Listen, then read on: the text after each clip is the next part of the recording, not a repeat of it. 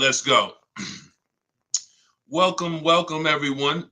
My name is Deshaun. I'm known as Deshaun, the Auto Advisor. This is Car Shopping Questions and Answers. We do these streams throughout the week to make sure that you have the information you need to save more money on cars than everyone else is saving. That is the big issue. A lot of people are overpaying for cars. They don't know it, but we know it. And so I spent 14 years in the car business. So now what our mission is to make sure that you have the information you need to not just save a lot of money, but also save a lot of time. You don't need to spend more than 20 to 30 minutes in a car dealership at any time to save thousands and thousands of dollars. We've proven this, and that's what we're going to be going over. So the first thing we want to do, welcome to all those on Facebook, welcome to those on Instagram, welcome on YouTube, and welcome on TikTok. I want to go over as you can start to get, as I break this down, ask your questions, and we'll certainly get to your questions as we go through it. No questions off limits. But I want you to know the 7-step process that we've been using for 3 years that I really learned I learned this from being in the car business. I worked for 5 years with Mercedes, 5 years with General Motors. And we developed a system where you can get below market deals, which will save you thousands and you can do it from home. There's only 3. In fact, the dealers want you to be inside the dealerships trying to make a deal. That is, as dealers, we have much more leverage to make a deal when you're there than we do if you're not there. So the first thing you want to unlearn today, right now, is that you don't need to be in a dealership to save thousands of dollars. In fact, the only way you're going to guarantee you save thousands of dollars is to not be in the dealership, and it's to shop from home. That sounds like what everyone would want. But there is a specific way you need to do it, because the companies that own the websites, their goal is to sell your information, make it difficult for you to shop from home, and try to get you to go into the dealerships. That is their goal. What's up, Mildred? What's going on, Lashar Custom? Good to see you, Ellie. Good to see you, Caesar, BT Thoughts. Their goal is to get you in the dealership.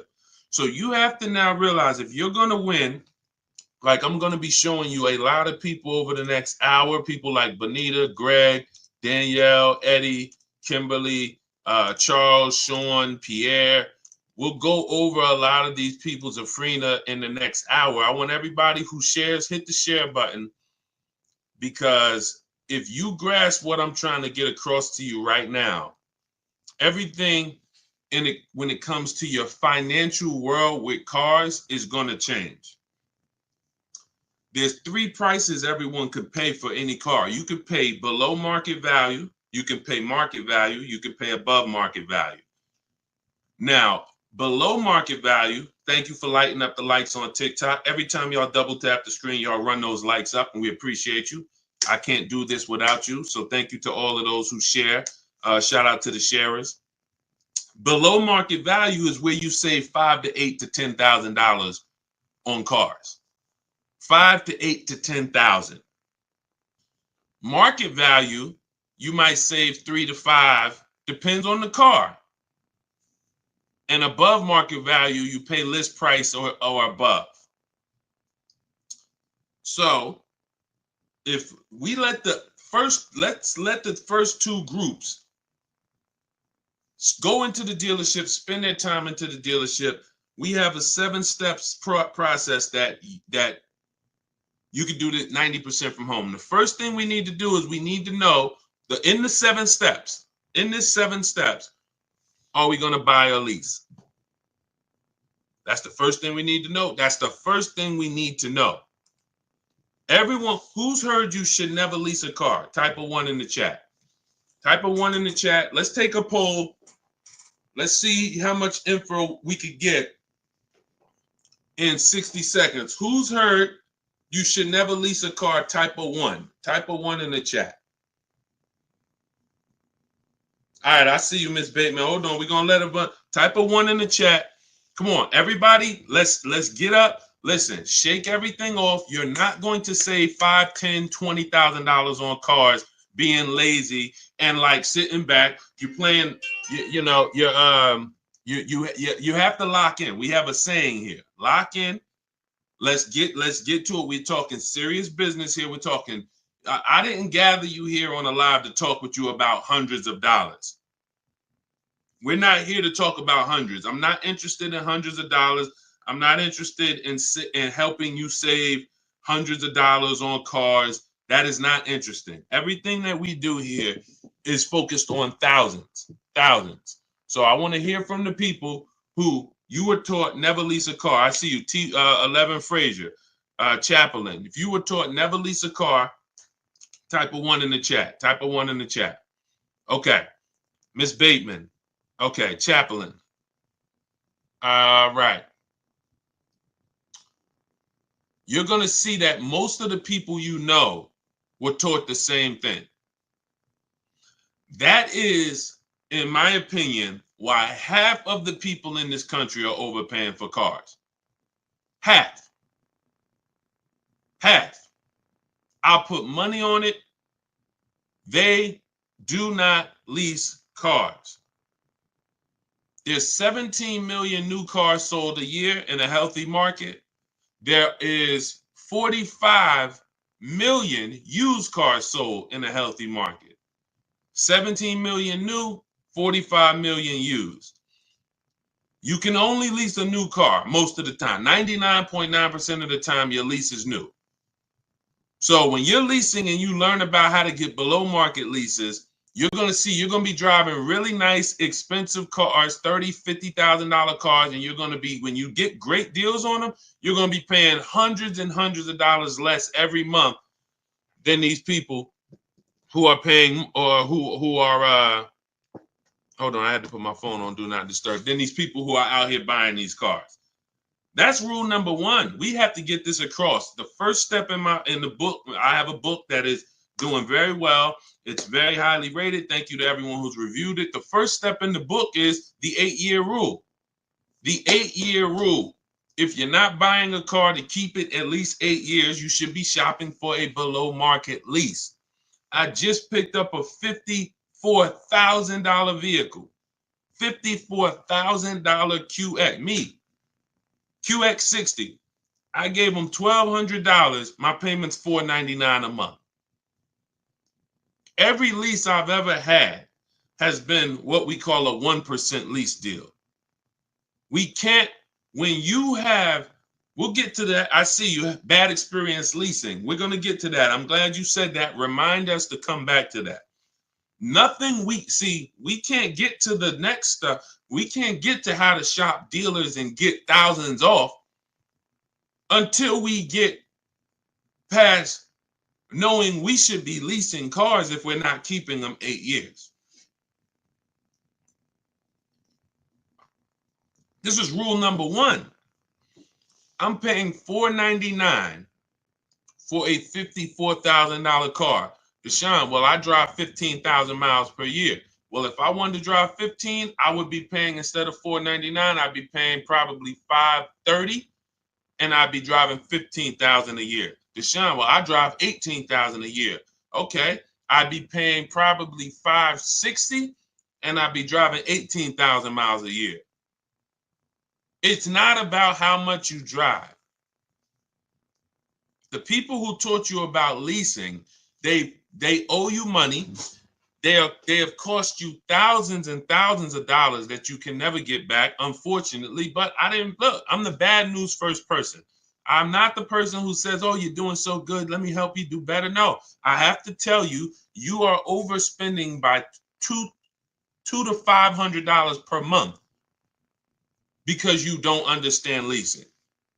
$200 to $500, and you're driving older cars 3-year-old cars, 5-year-old cars, 7-year-old cars for the same prices, where if you just learn how to get great lease deals, you could be driving them with no money down. Let's get this out the way. Everything I'm teaching is in my new digital book. It's called Cars from Home, 7 Steps to Saving Time, Money, and Avoiding Dealerships. We are talking about step 1, the 8-year rule. If you are not buying your car to keep at least 8 years, you should be shopping for a below market lease deal, not a purchase. And you're going to save thousands and thousands of dollars just doing that. Before we talk about getting great deals, shout out to Facebook. Y'all quiet on Facebook and YouTube. Type 1s on Facebook and YouTube. Let me see where y'all at on Facebook. Let me know if you are clear, you're following what I'm saying so far.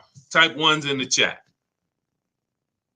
Leasing versus buying is the thing that has probably cost you the most money in your life on cars. More money than not being a good negotiator. Leasing versus buying has cost you more money than that.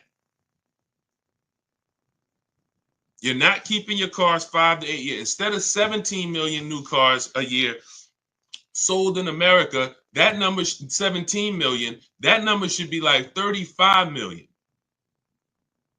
Because people are not keeping cars. They should not be tying up their money in cars. Let me give you an example. Stay by your keyboard, answer this question that I'm about to ask you.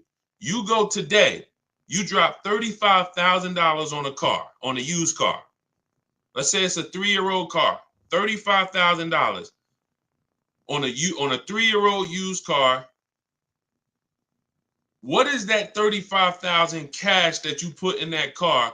What is that car going to be worth in 5 years? That $35,000 used car. What is that cash worth in 5 years? Throw some numbers out there. Let's go. Come on. I know I have some smart people on here. Let me talk to the people who, you don't have to be a genius to follow what we're talking about here.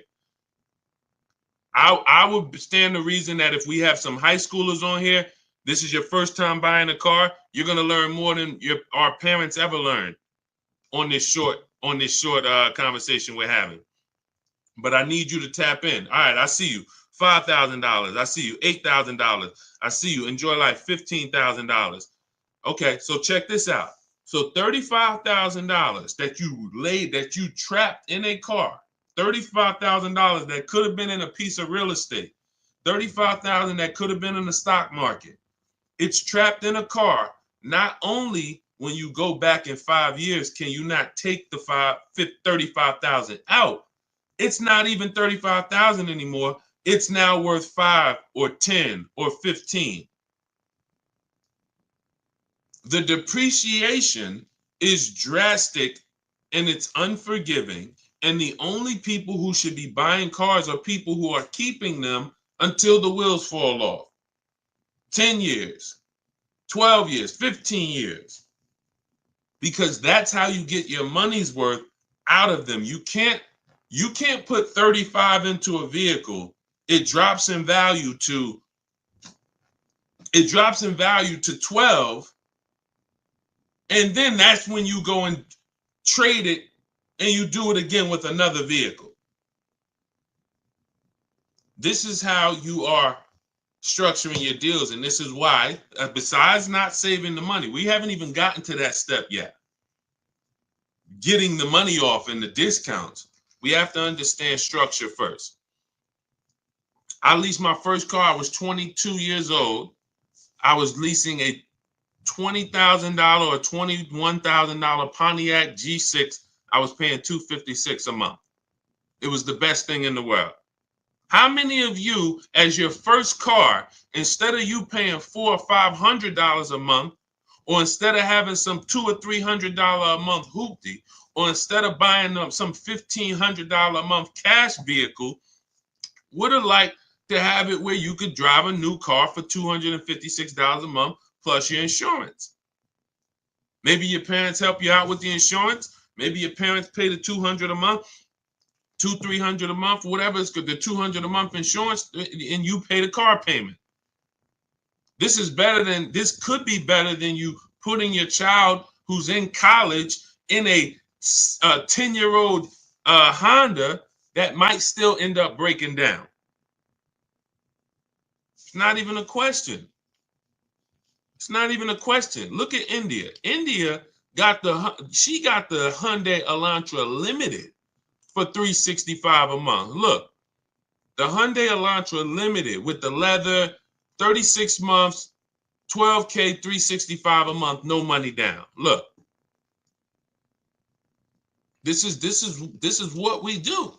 She ain't going to a dealership to get that done. She gets it done from home, making dealers bid, but she's not getting $365 a month unless she has a phenomenal way to get below market leases.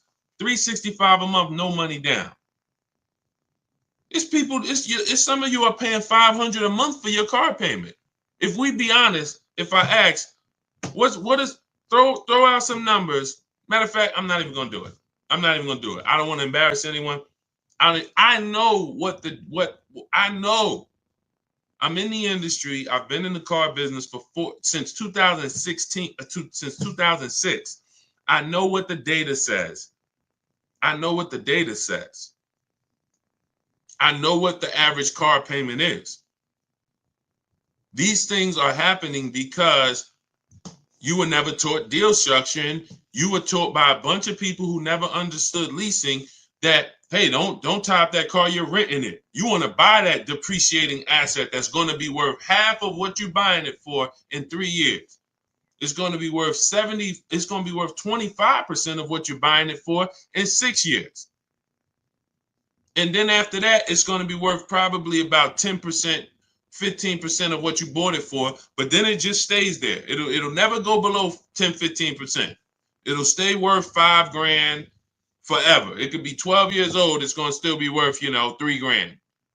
That's the whole point. That's when you beat depreciation. That's when you buy your cars. That's your goal. You buy your cars. You don't lease your cars if that's your goal. But you should not, if you're not ready for maintenance and long-term maintenance and long-term care and investing in your vehicle and paying and keeping it a long time, then you're spending thousands of dollars buying these vehicles. You should not be buying them. Okay, so all of this is laid out in my new digital book. It's called Cars from Home. We're going to get to some questions. We know we got a lot of questions. I see you all. We're going to get, Dolan's going to start pulling your questions in about 2 minutes. So you can type your questions now. Hang on, Dolan, not quite yet. Everything we're talking about, that's step 1 in the Cars from Home 7-step process. So step 1 is the 8-year rule.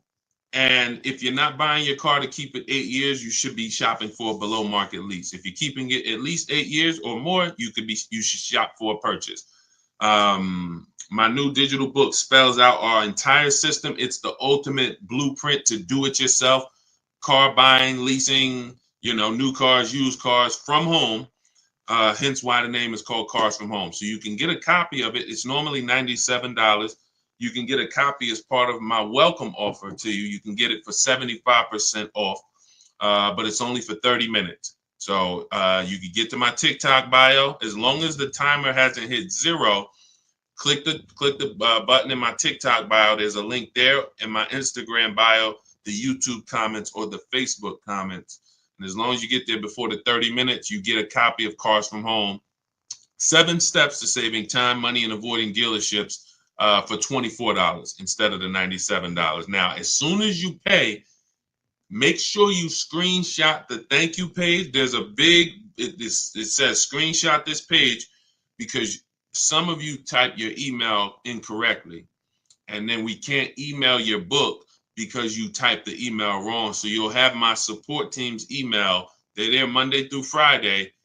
Reach out to them, get your book, but try to type your email in correctly. We deliver a lot of books. The system works. And you'll also, on that same page, have the link to open the book. So you might want to save it right there to your phone or to your computer. So you'll get it, 2 ways. Okay, so go grab your copy before the 30 minutes is up. You get it for $24 instead of the normal $97. Now, $97 is still worth every penny. This will be the most valuable book, one of the most valuable books financially you've ever owned. That is my guarantee. And you can read the reviews online. Okay, let's go, Dolan. Bring in the first couple questions. You guys can start typing. Start typing your questions if you have them, and we'll start getting to as many as we can. When the lease was up, took the car in. They said I wasn't qualified to purchase the vehicle, yet they sold me another used car. Later was sued for damages for a car I never had. There's a couple things here that look pretty bad. Let's start from the beginning. When the lease was up, took the car in, they said I wasn't qualified to purchase the vehicle. So if you had some credit challenges, you may have not been qualified to buy that vehicle with a traditional bank. But they maybe they tried to put you in a car that you didn't want, that they could get you approved on. And so what happens is, you didn't want the car, but that's the only car they can get you the loan on. And so that ends up being a bad experience for everyone, because you're now taking a car, you didn't see the market, you didn't see your options, and now you have a bad loan. You don't have a chance to shop the market. Part of why you're overspending, and this is the case for many people, you're not shopping the market. You're not seeing 5 to 7 offers for your loans. You're not seeing 5 to 7 offers before you buy a car. You're not seeing 5 to 7 offers before you trade your car. That's most of the problem. You're not shopping the market. This is all things that can be done from home. That's what we teach, but it's simple to do. You just have to unlearn that old process of what you were taught. So yeah, it just seems like from the get-go, you should have been following a plan of someone that doesn't have perfect credit, and then you would have followed whatever options you had, whatever your best options would have been at that time. That would have been the plan for you. But it should be things that a person with 720, a person with 700 score can qualify for most leases. A person with a 600 score can't. So the person with a 600 score should not have the same plan as the person with the 700 score. That's why in my digital book, there are paths for people who have the 600 score, for people who have the 800 score, for people who want to pay cash. Everyone's plan is not the same. But yeah, that was the first thing. You should have been moving on a path at this particular point. It's saying, I don't know if you had a chance to recover your credit, but if you need a car, you would still be shopping for a path of a person who doesn't have good credit. There are options for you. The goal is to not, overpay for your loan, your car and your loan. When you have bad credit, you're going to pay a high interest rate, but that should be the only thing you pay for. You can still get a great price on the car. You should get a below market price on the car, but a high interest rate. And that's not what happens. Most of the time, you go and you pay a high interest rate, and then the same car you could have gotten for $18,000, you pay $20,000 for it. So you give the dealer $20,000 and a high interest rate. You should have found that car for $18,000 and then just paid the high interest rate. You got to separate your loan from the car purchase. So these are things that we teach in a step-by-step manner. But, there's a lot there. You need a plan. Stop winging it. Stop winging a 5-figure transaction. Go ahead, Dolan.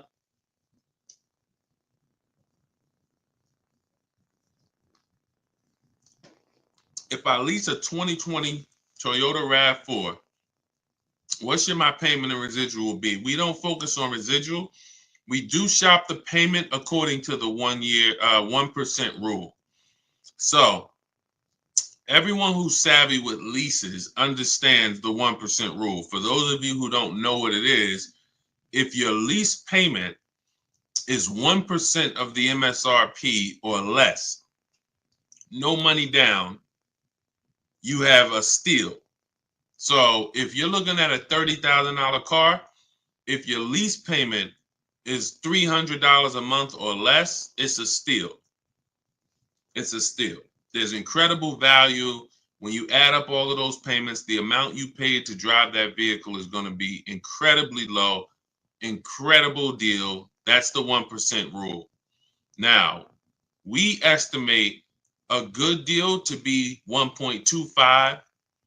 1.5 is where we cap it. So I created the 1.5% rule when it came to bad lease deals, because we knew about the 1% rule, but we didn't know about bad lease deals. And I just saw, especially during the pandemic, but almost any time, people driving around with leases and they've overpaid for them. And now they don't see any benefit in leasing. They say, well, I might as well just buy because the payment I'm paying is almost the same as a purchase. Yeah, that's because you overpaid. It shouldn't be that way. I'm paying $499 a month for my Infiniti QX60. That vehicle to purchase on a 6-year loan, even a 5-year loan, $54,000 vehicle, say big discount, let's say 50, 45, that's $900 a month minimum with no money down. Minimum. I'm paying $499. It's not even close. So yeah, when you're not getting below market lease deals, you can't. Yeah, you drive. Now if I took that same price and I put the 1.5% rule in, where you take the MSRP, you take the total MSRP. Whenever you look at a vehicle that you're thinking about leasing, you want to take the total MSRP. Let's say it's $40,000, and then we know what the 1% rule would be: $400 a month. So 1% rule would be $400 a month. That means if I could get that vehicle, no money down, 12,000 miles per year, $400 a month. Now I want to go to the 1.5% rule. Take that same 40,000, multiply by 0.015. That's 600. So 600 is the max where I'm walking away from the deal. There's no value there if it's above 600. It's just no value. We add up all of those payments, $650 a month times 3 years. We never do a 4-year lease. We're paying too long for a vehicle that we're giving back. Too long. So these are the parameters we use to make sure, to guarantee that we're getting the best deals in the market. Now we got the 4. So now what I would do if I'm looking at a $40,000 vehicle, I know that my range for a deal is $400 to $600 a month. That's what I know. No money down. I'm looking for that deal to be somewhere between 4. Now, you're not going to look. You have to. We do it easily because we shop from home. You got to get 5 offers to know what the bottom of the market is. You're going to hear me. You're going to hear us discuss here in this community, because this is a community. We've got thousands of people who've used the Cars from Home system for the last 3 years since we came to TikTok. This is a community, but there are people who take it more serious than others. And the people who take it more serious than others, they get way better deals. See, you can't get, let's look at Zafrina. Zafrina got a 0.88% lease. This is one of the best lease deals I've ever seen. Look, it's a $66,000 truck, $65,950. So $66,000 truck, she's paying $579 a month. So if she went in and her goal was to pay 1%, if she would have went in and said what Deshaun said, because I never did, that my goal should be 1%. No. Then she would have went in, she would have left out paying $659 a month, $660 a month would have been her payment at 1. That's 1%. She got almost $100 less than that, because you have to shop the market. Maybe the best deal is 1%. Maybe it's 1.2. Maybe it's 1.4. But the only way for you to know the best deal in the market is you have to see other higher offers. When you're sitting here, and this is the peace of mind you're going to have using the Cars from Home system. When you're sitting here and you're looking at 5 offers or 7 offers, you are going to love how easy it is to pick the best offer. It's beautiful. All you're doing is looking at those 5 to 7 offers. When we're looking at used cars, we're looking at used cars and, narrowing it down to our top 5. And we're looking at the price range from the low side of the market to the high side of the market. And we pick the best one. When we're looking at new cars, we're getting 5 to 7 offers from home using a computer, talking to these dealers through their website. Never got to talk to them, just sending them what we want and communicating with them by email. You need a separate email to do this because you don't want dealers mixing with your personal email, and you're getting 5 offers, maybe 7. And next thing you know, you're like Sean and you're like Zafrina and you got a 0.88% lease. Or Sean got $20,000. Kimberly got $20,000 off of her Maserati that she was bought. Look, this was one of her offers. You can't see this on TikTok, but if you're on Instagram, on Facebook, or on YouTube, you can see this. This was one of Kimberly's offers. People out here struggling in dealerships. Please help us, please. Struggling. Look at what she's doing from home. $86,000 Maserati. Total savings, $20,700. Saving more money from home than somebody could ever negotiate. This is how you get the best deals. It happens from home. So everything that we're teaching, everything we're talking about is in my new digital book. It's called Cars from Home. 7 Steps to Saving Time, Money, and Avoiding Dealerships. It's already 5-star rated. You can Google it. Thank you to everybody who has taken the time to review the book, to rate it on Goodreads. It does mean a lot. And the book's normally $97. It's a digital book, so you can have it in your inbox immediately. But as part of my welcome offer, you can get your copy for 75% off, which is $24. But it's only for 30 minutes. So if you get to my TikTok bio, my Instagram bio, the YouTube comments, we have or the Facebook comments, you can get your copy for $24. Now, also what you'll see there is for those of you who prefer a done with you type learning, you would rather work together with me, there's an option in there for you guys to look into that. Depends on, now, everyone's not going to qualify for that. In my book, that's the blueprint for everybody. Bad credit, high mileage drivers. Ask questions because we haven't, Dolan, I know you got more questions, so we'll get to them. But hold on, keep that there. But I want you to know the blueprint for bad credit is different, than the blueprint for high mileage drivers. If you drive 18, 20,000 miles per year or more, there's specific things you cannot do. You're losing way more money. Way more money. Thank you, Sailor Moon fan. Great cartoon, by the way. Great name. You're losing way more money than the average person is losing. All of the losses I just talked about, you high mileage drivers, you are losing thousands more than the normal people because you're depreciating the car way faster than everyone else is. So there's specific strategies on how you want to approach your car purchase in there. Negative equity. Some of you bought cars in the last 3-4 years that you need to replace or you're trying to replace, and you have, $3,000, $5,000, $10,000 in negative equity. That's a specific strategy. Some people don't have to deal with that baggage.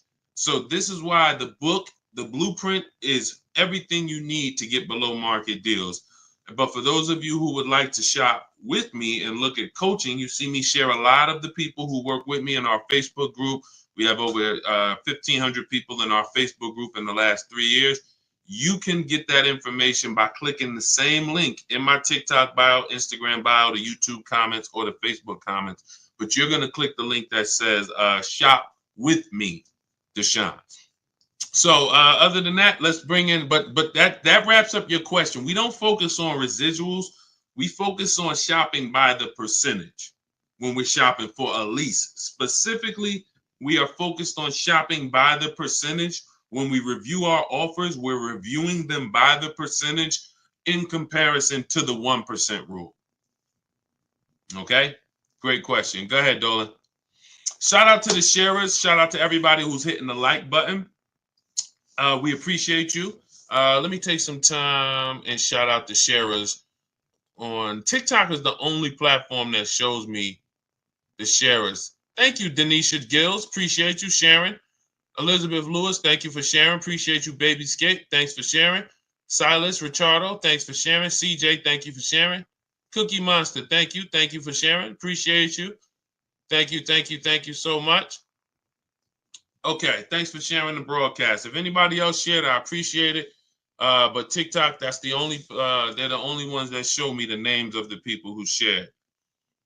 Okay, what Wilfredo, still reading the book, by the way. Awesome.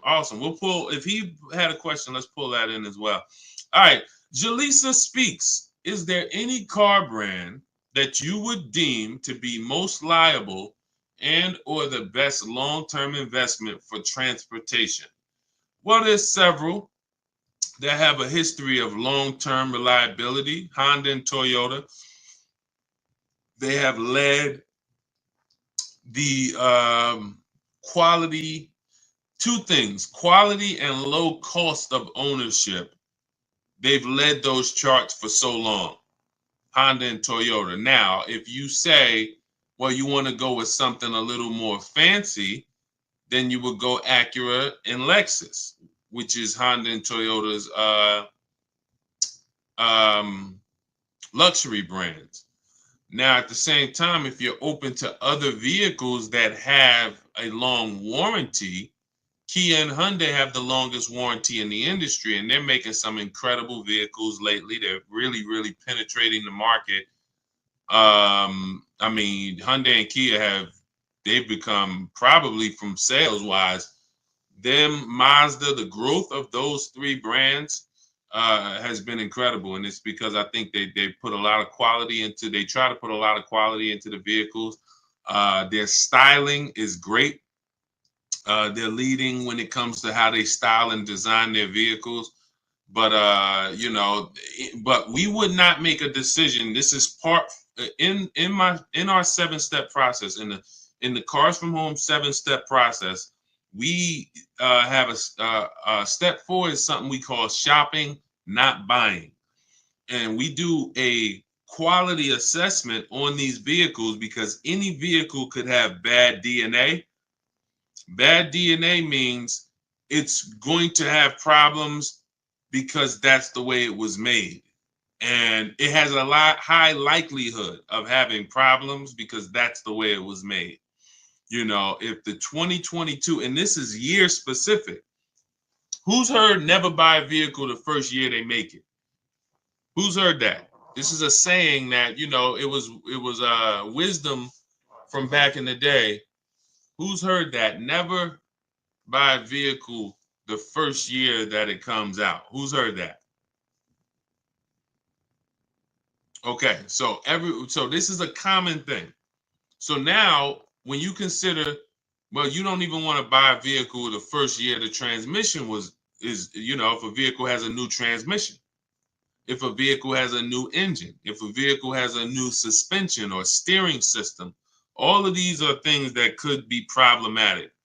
So that's why we always want to check and type in the specific name and the year of the vehicle we're looking at. So Jaleesa, if you're looking at the Cadillac XT6, you would type in 2020, whatever the year is, 2022 Cadillac XT6. If you're looking at a new one, you would type in 2024, 2025 Cadillac, 2026 Cadillac XT6.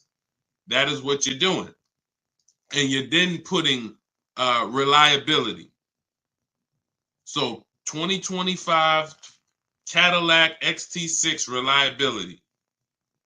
You know, that's going to tell you if there's any public data that should be alarming, any red flags. You're just going to skim the first page of Google. Once you skim the first Google page, that'll tell you what you need to know in most cases. Just look at the articles. Do you see anything that, you know, stands out? You know, electric problems, you know, lower than average reliability scores.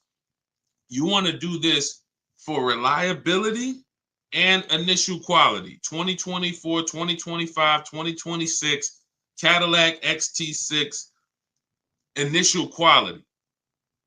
This is so simple. These things I'm telling you, because we get cars in 90 minutes, 2 hours. We get these deals. Listen, everyone's not taking a long time. When they're using, look at Ansley's deal. He said, I started the process Saturday, accepted a deal Monday. If you're car shopping and you like, I need a car in 3 days or in a week, that's what we do here. We're the best in the world because we are masters of comparison shopping. Masters of comparison shopping in a very short period of time. But these are 5-minute things we do to check to make sure we don't go out and get a great deal on the car, great price on the car, and then the car is in the shop every 4 months. Every 4 months, the dealer has to send a flatbed, or the roadside assistance has to send a flatbed to pick up the car. So when we look at, long-term Honda, Toyota, but if you're open to other brands, there's several brands that have, really tried to enter the long-term race of making great vehicles, putting a 10-year warranty on their vehicles, which is unheard of. That's Hyundai and Toyota. Hyundai and Kia. And then, but each vehicle you would check in specifically, independent of everything else, you're checking each vehicle to see what the write-ups are on that vehicle, not just the brand. All right, go ahead, Dolan.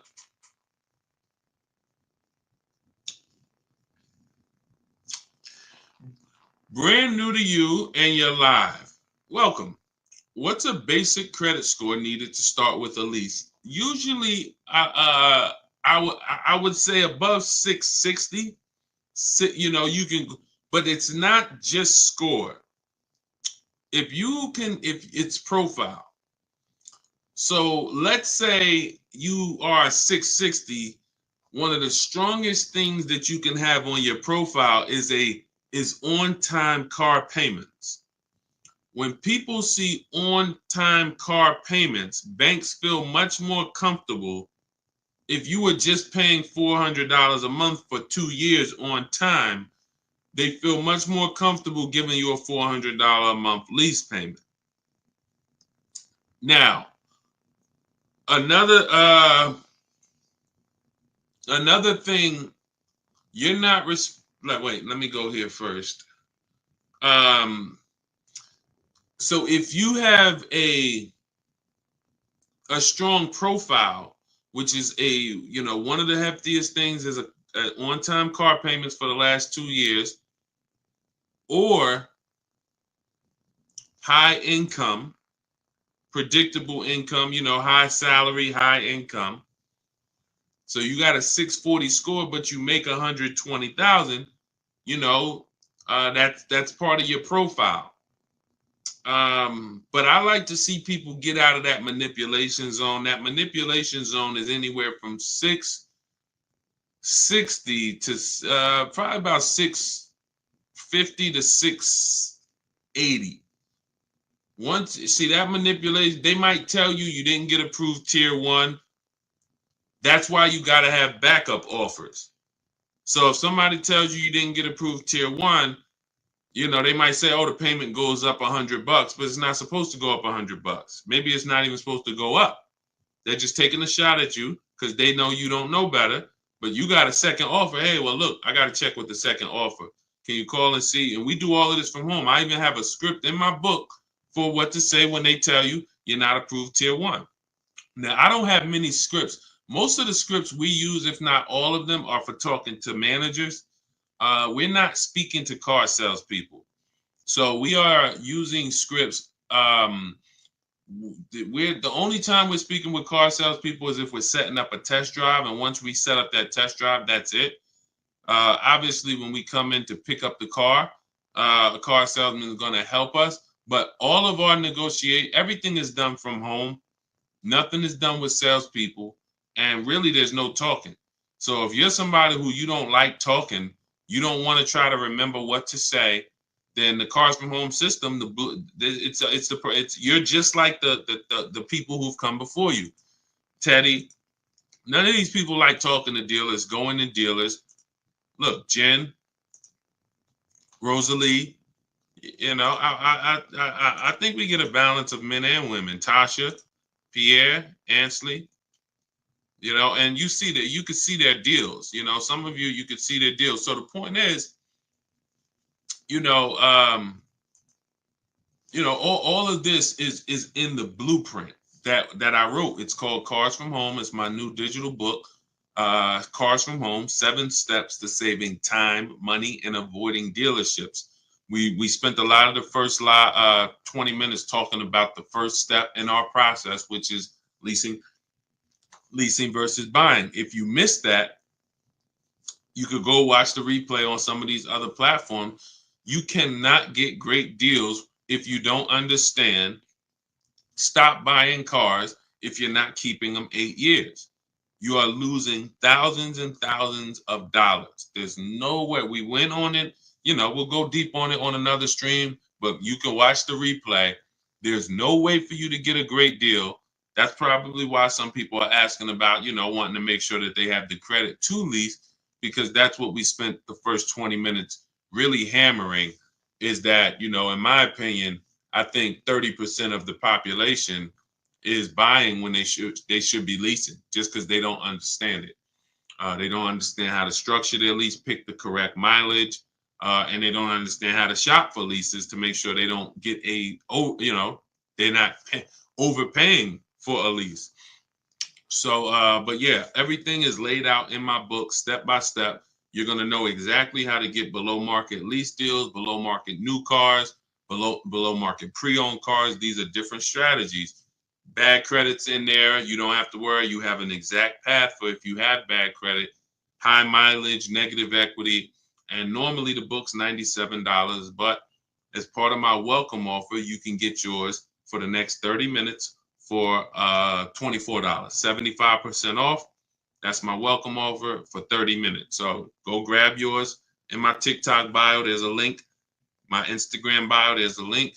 The YouTube comments or the Facebook comments, get there before 30 minutes. You got your copy for $24.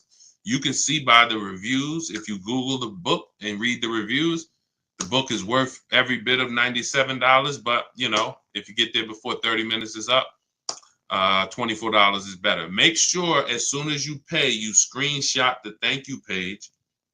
Sometimes you type your email wrong. We're going to email you a copy, but we have a great email system, but sometimes the email is wrong. Make sure you check your spam for the book. Sometimes if you don't see that book in 5 minutes, check the spam or the junk folders. But then you'll also have my support team. As soon as you buy the book, screenshot that page that has my support team's email. Monday through Friday, reach out to them and they'll make sure you get your book. You also, lastly, as soon as you pay, there's a link for you to open your book right on the page there. It'll say, click this link to open your book, and you can save it right to your phone or to your computer. Okay, for those of you who want to look at shopping and seeing if you qualify to shop together with me, we have a program where you can just go to those same links and you can hit Shop with Deshaun, see if you qualify, and watch that short video, and then we'll let you know if we can work together in a different learning format. We always like to say, we're going to make sure the information is available for you, but everyone learns differently. Some people, you're a do-it-yourself person. Some people, you're a do-it-done-with-you person. You like to do things with community. That's why we have over 2,000 people with you that have come before you. We have over 1,500 people in our private Facebook group. We have dozens of people on our private Zoom calls. That might be better learning style for you to learn the Cars from Home system. It doesn't matter. You might be able to just sit and watch the lives and just watch our live stream, put it together, piece it together, and you're getting below market deals that way. It doesn't matter. We just want to make sure that you have what you need to get below market deals. All right. Go ahead, Dolan. Let's go. If asked, would you go with someone to purchase a vehicle? So we actually we're testing a new program. It's not even a test. We've tested it already twice in the last 3 years. We have to make sure, we had to make sure before we launched this done for you solution that we had the team and the staff. So that program is not a program that we can let everyone into, and it's not a program. It's sometimes we're going to have to close it because we can only take a few people at a time. But if you go to those links, you'll also see a button that says shop for me. You can also visit the same links in my YouTube comments, Facebook comments, the TikTok bio, or the Instagram bio. You'll see a button that says shop for me, and that you can book a call. You book a call with the team and see if you qualify for the shop for you. So as I said, there's no excuse. There's no excuse for anyone to be overpaying for cars at this particular point. You have tons of free information that I'm going to put out. You can get your questions answered on this stream. You can write all of this stuff down. You can watch 30 live streams, piece it together, and you will get the same deals that you're seeing a lot of people get that I share, and the same deals I'm going to get. Or you could get the blueprint, get your copy of Cars from Home, 7 Steps to Saving Time, Money, and Avoiding Dealerships, and you have the written blueprint step by step for all types of car deals, leases, purchases, new cars, everything. Or we could do it for you, or we could do it with you. There's no excuse for you to be out here having anxiety concerning car buying anymore and overpaying and having buyer's remorse. Okay, go ahead, Dolan. Do you have to have a long credit line to lease a car? No, again, like I said, you want to try to be between you want a minimum, you want to try to be between 650 and 680. That's going to help you qualify for most mainstream lease programs. But the stronger your profile, if you have a car payment that you've paid on time for 2 years, or you have a home mortgage, that's going to in the 650 to 680 range. That's going to really help you to stay out of the manipulation zone.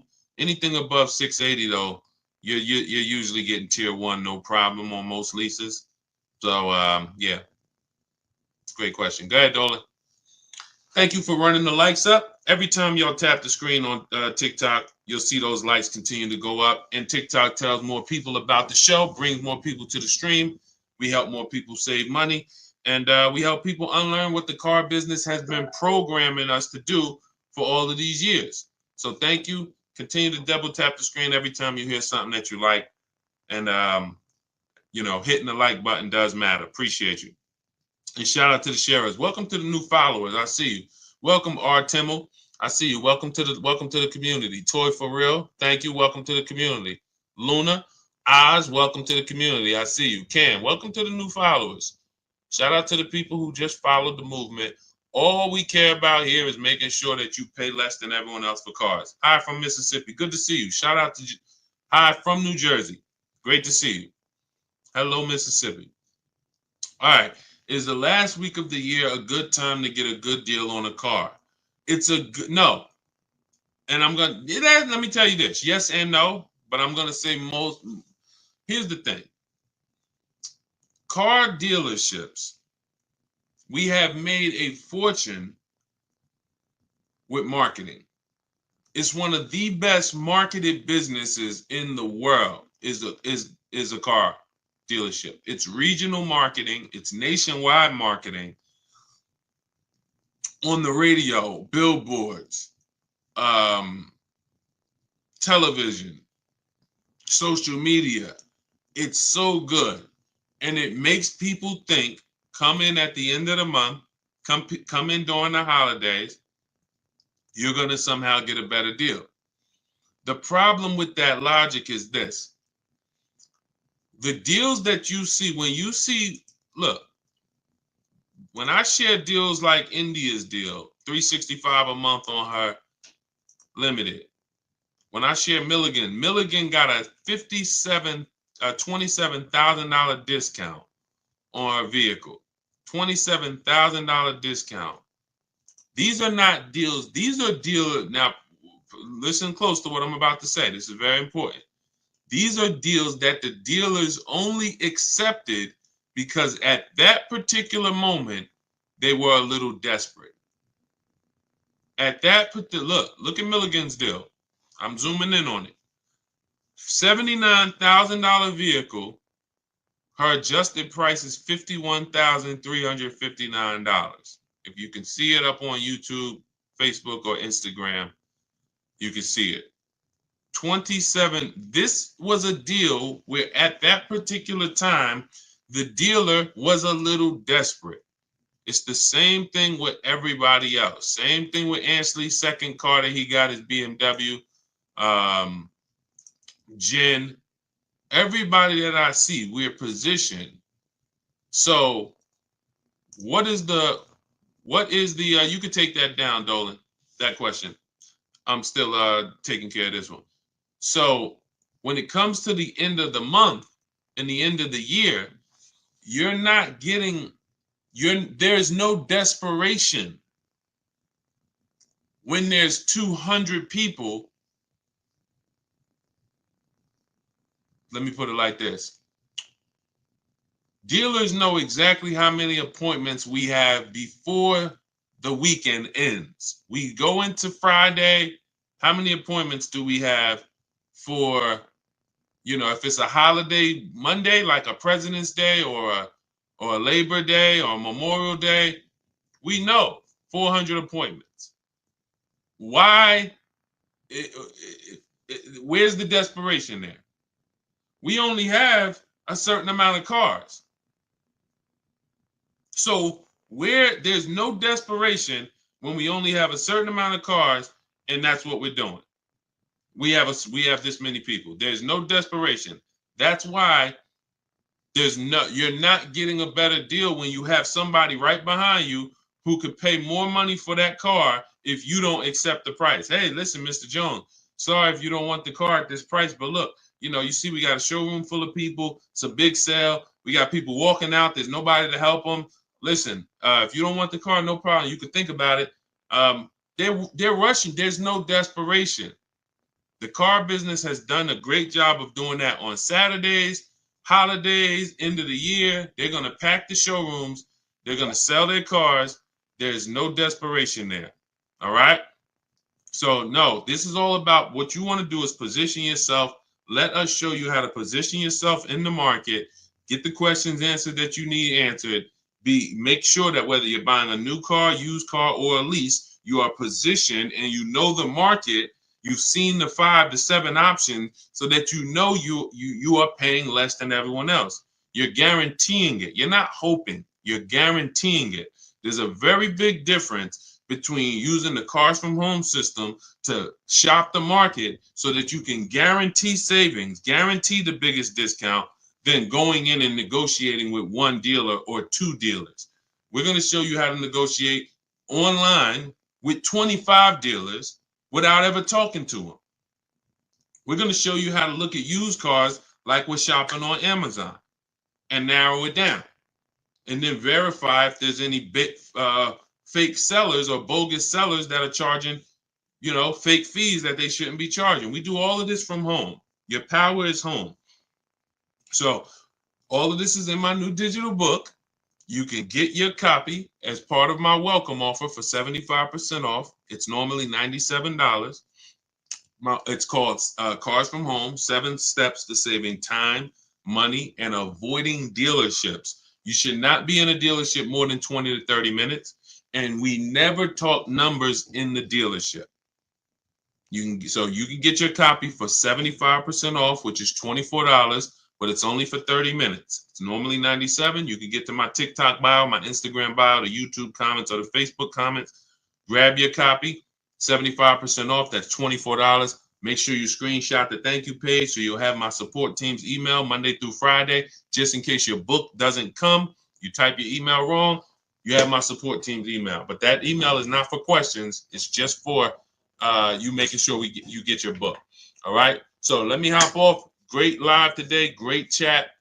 We went deep on a lot of subjects. I look forward to seeing all of you inside. If you're working with us, I look forward to seeing you on the next stream. And God bless you. Keep up the great work. And let's keep unlearning and relearning so we can keep this money in our bank account. Keep these thousands in our bank account and out of these cars. All right. God bless y'all.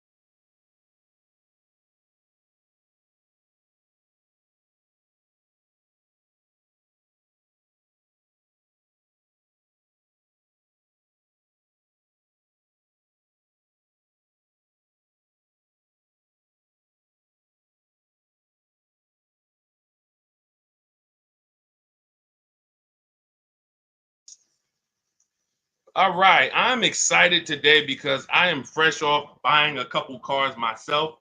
I've been teaching for years how people can just, if they learn, get incredible car deals from home without spending hours in car dealerships. Just got my father a vehicle, um, Hyundai Palisade he picked up last night. I got an Infiniti QX60 2 weeks ago, $8,000 off the price of the vehicle.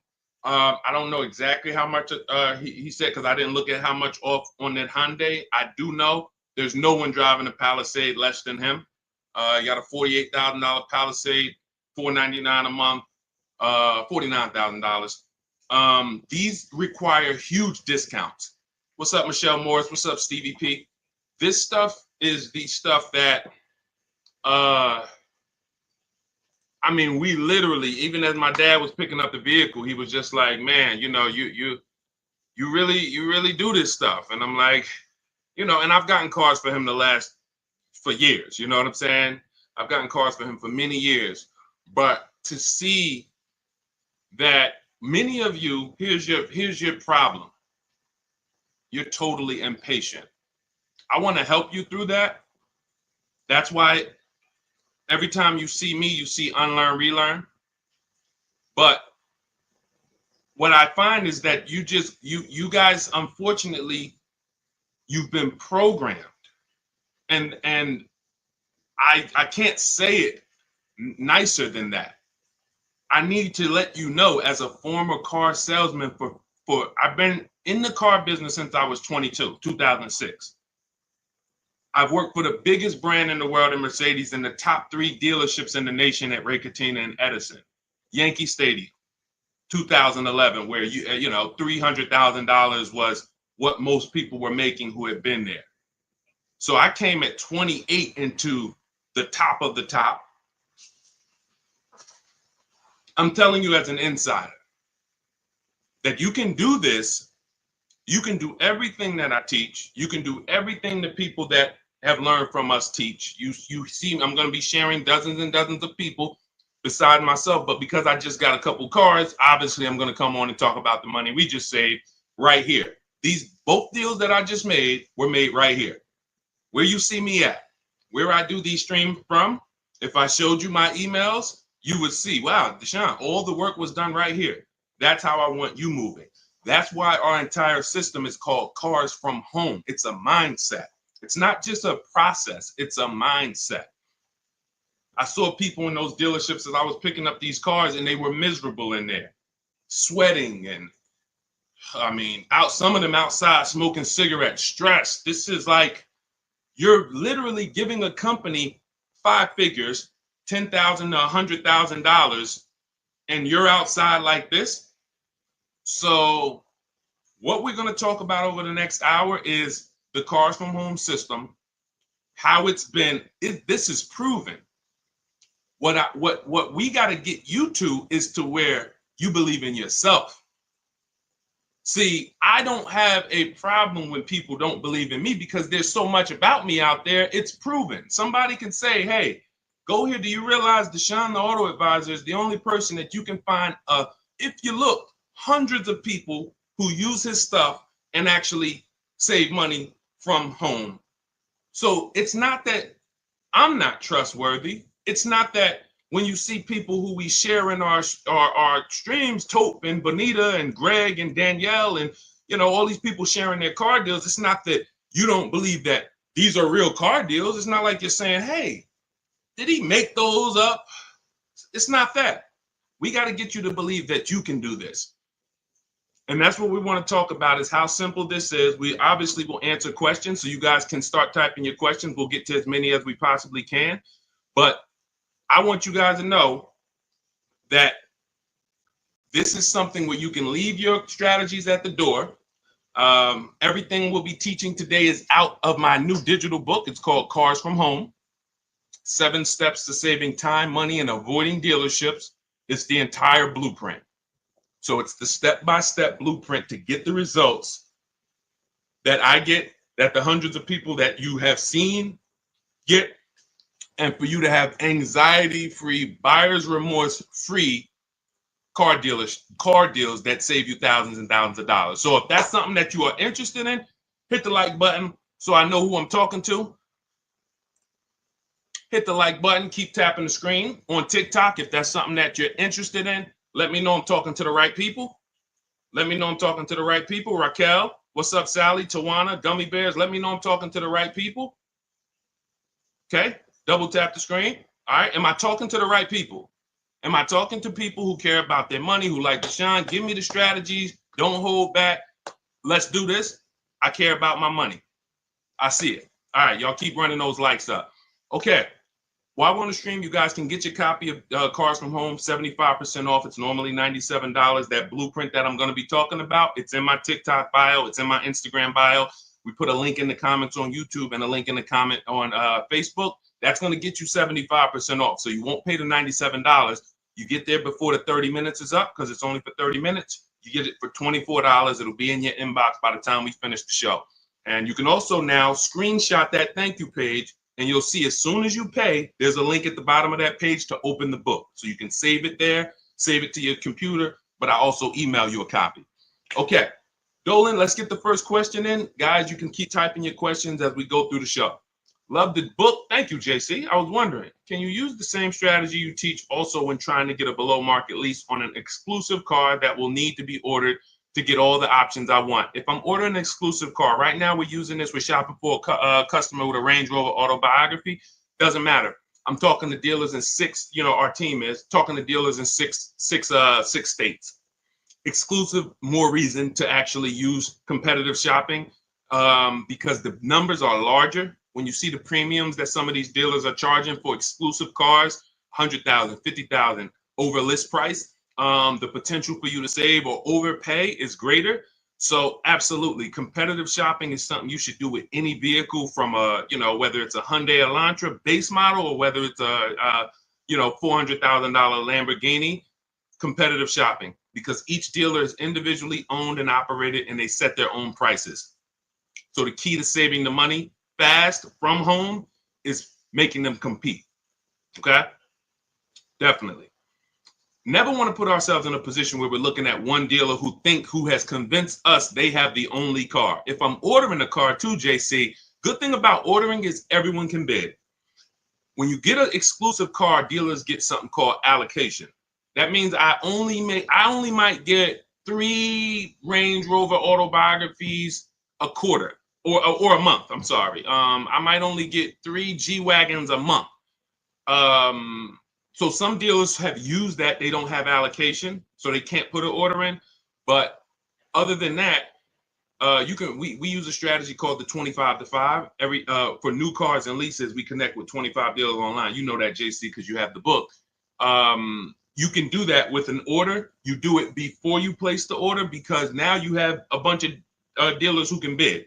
When you go do that strategy, not everyone's going to have a car you want, but on an order, pretty much everyone could get a bid in. And I remember we had somebody who was getting a brand new BMW. I think it was an X4M when they first redesigned it. And she used the strategy, and every dealer wanted list price or over list, and the best offer she got was $3,000 off. So there are dealers who want the unit, but you got to be patient. You got to be positioned. Okay. And what we do is help you get, be positioned. Okay. Great question. Go ahead, Dolan. Keep typing your questions. Simply Trick. What's up? Shout out to the people on TikTok, Matthew Forrest. If you want to talk cars, if you're ready to talk money, then come on in, get your mind right. We're talking money here. We are talking big money. I'm not here to talk to you guys about hundreds of dollars. I don't care about hundreds of dollars. God bless you. I know there's some people who will sit on the stream to figure out how they're going to save a couple $100. Times are tough for some people. Respect. That's not what we're here to talk about.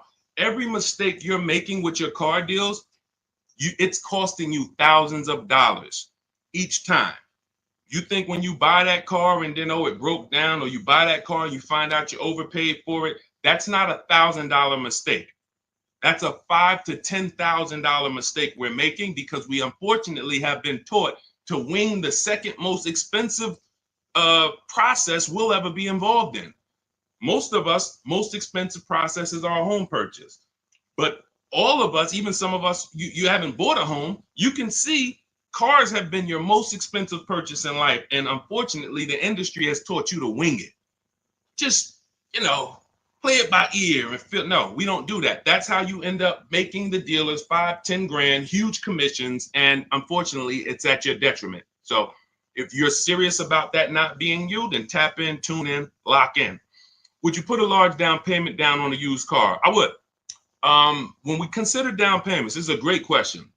You want to consider what are the rates, and can we actually pay the car off sooner versus use the bank's money if the rates are high. If the rates are high, 5, 6, 7, 8%, 10%, for some of you, this is not a time to borrow the most. The time to borrow the most is when the rates are cheap. If they're giving you 0%, I used to have people, and now listen, this is conflicting information. You'll hear people like, I'm not gonna mention names. God bless them, they have the best intentions. Unfortunately, they're not taking into account real financial advice. You hear people say always pay cash for cars. When I was I'm fortunate that when I worked at the dealerships I worked at, I always worked in blue collar, white collar towns. And I worked with people who, worked on Wall Street. So a lot of customers from Wall Street, $300,000-$400,000 a year or more. But I also had clients who, customers who had $30,000 a year jobs. So we've seen everything in between. When people would sit down and they would say, hey, I would say, how are you going to pay for the car? They say, well, what are the rates? And if the rates were 0% or 0.9% or 1.9, then most times they were using the bank's money because it made financial sense. Why? Because if I put my money in the car, this $30,000 I'm going to put in this car is going to net me a negative return.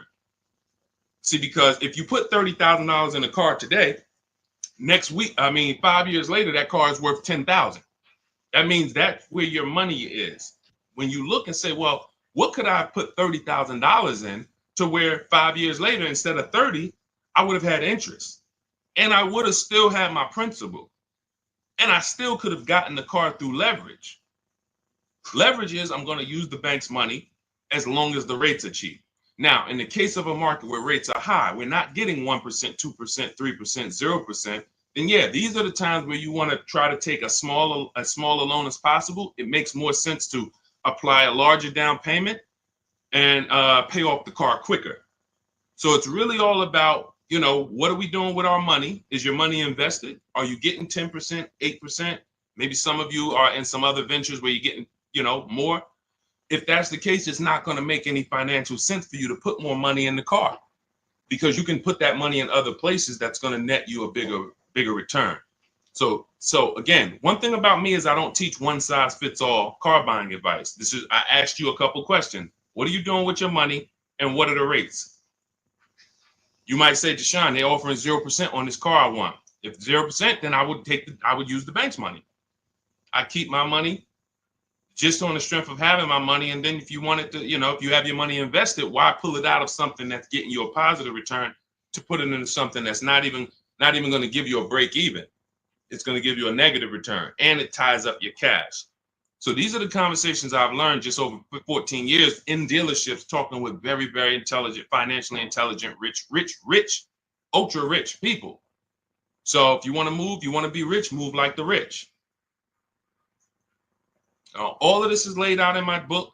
I have a section specifically of comparing, about cash buyers, because many people who have been taught to pay cash, you don't realize that you could be missing opportunities, especially in the investment market where you're getting, some people's portfolios up 12, 13, 15%. They would never have that money in a car.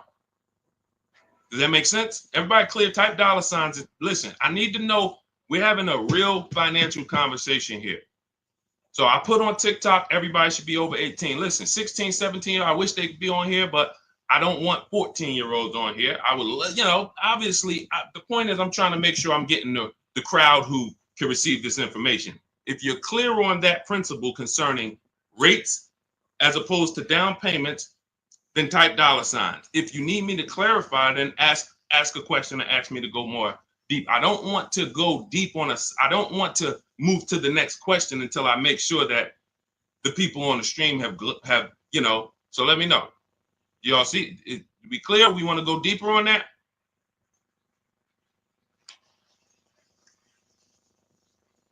I see you, Ruth.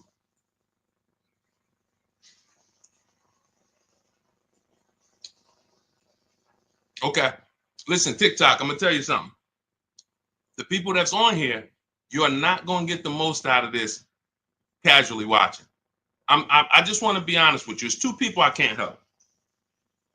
Two people I can't help because I think oftentimes, you know, we look and, you know, people who, you know, do these types of shows or people who we might see on streams, it just seems like they promise a solution for everyone.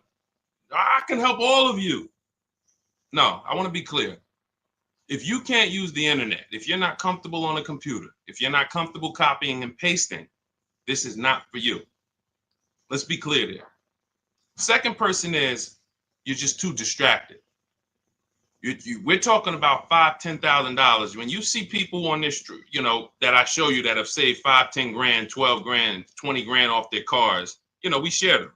You guys know that. I mean, look, you got people who save 20 grand off a new F-150 Lightning, you know, ridiculous lease payments, $365 a month, sign and drive on this 2024 that India got. When you see this, these people aren't casual listeners.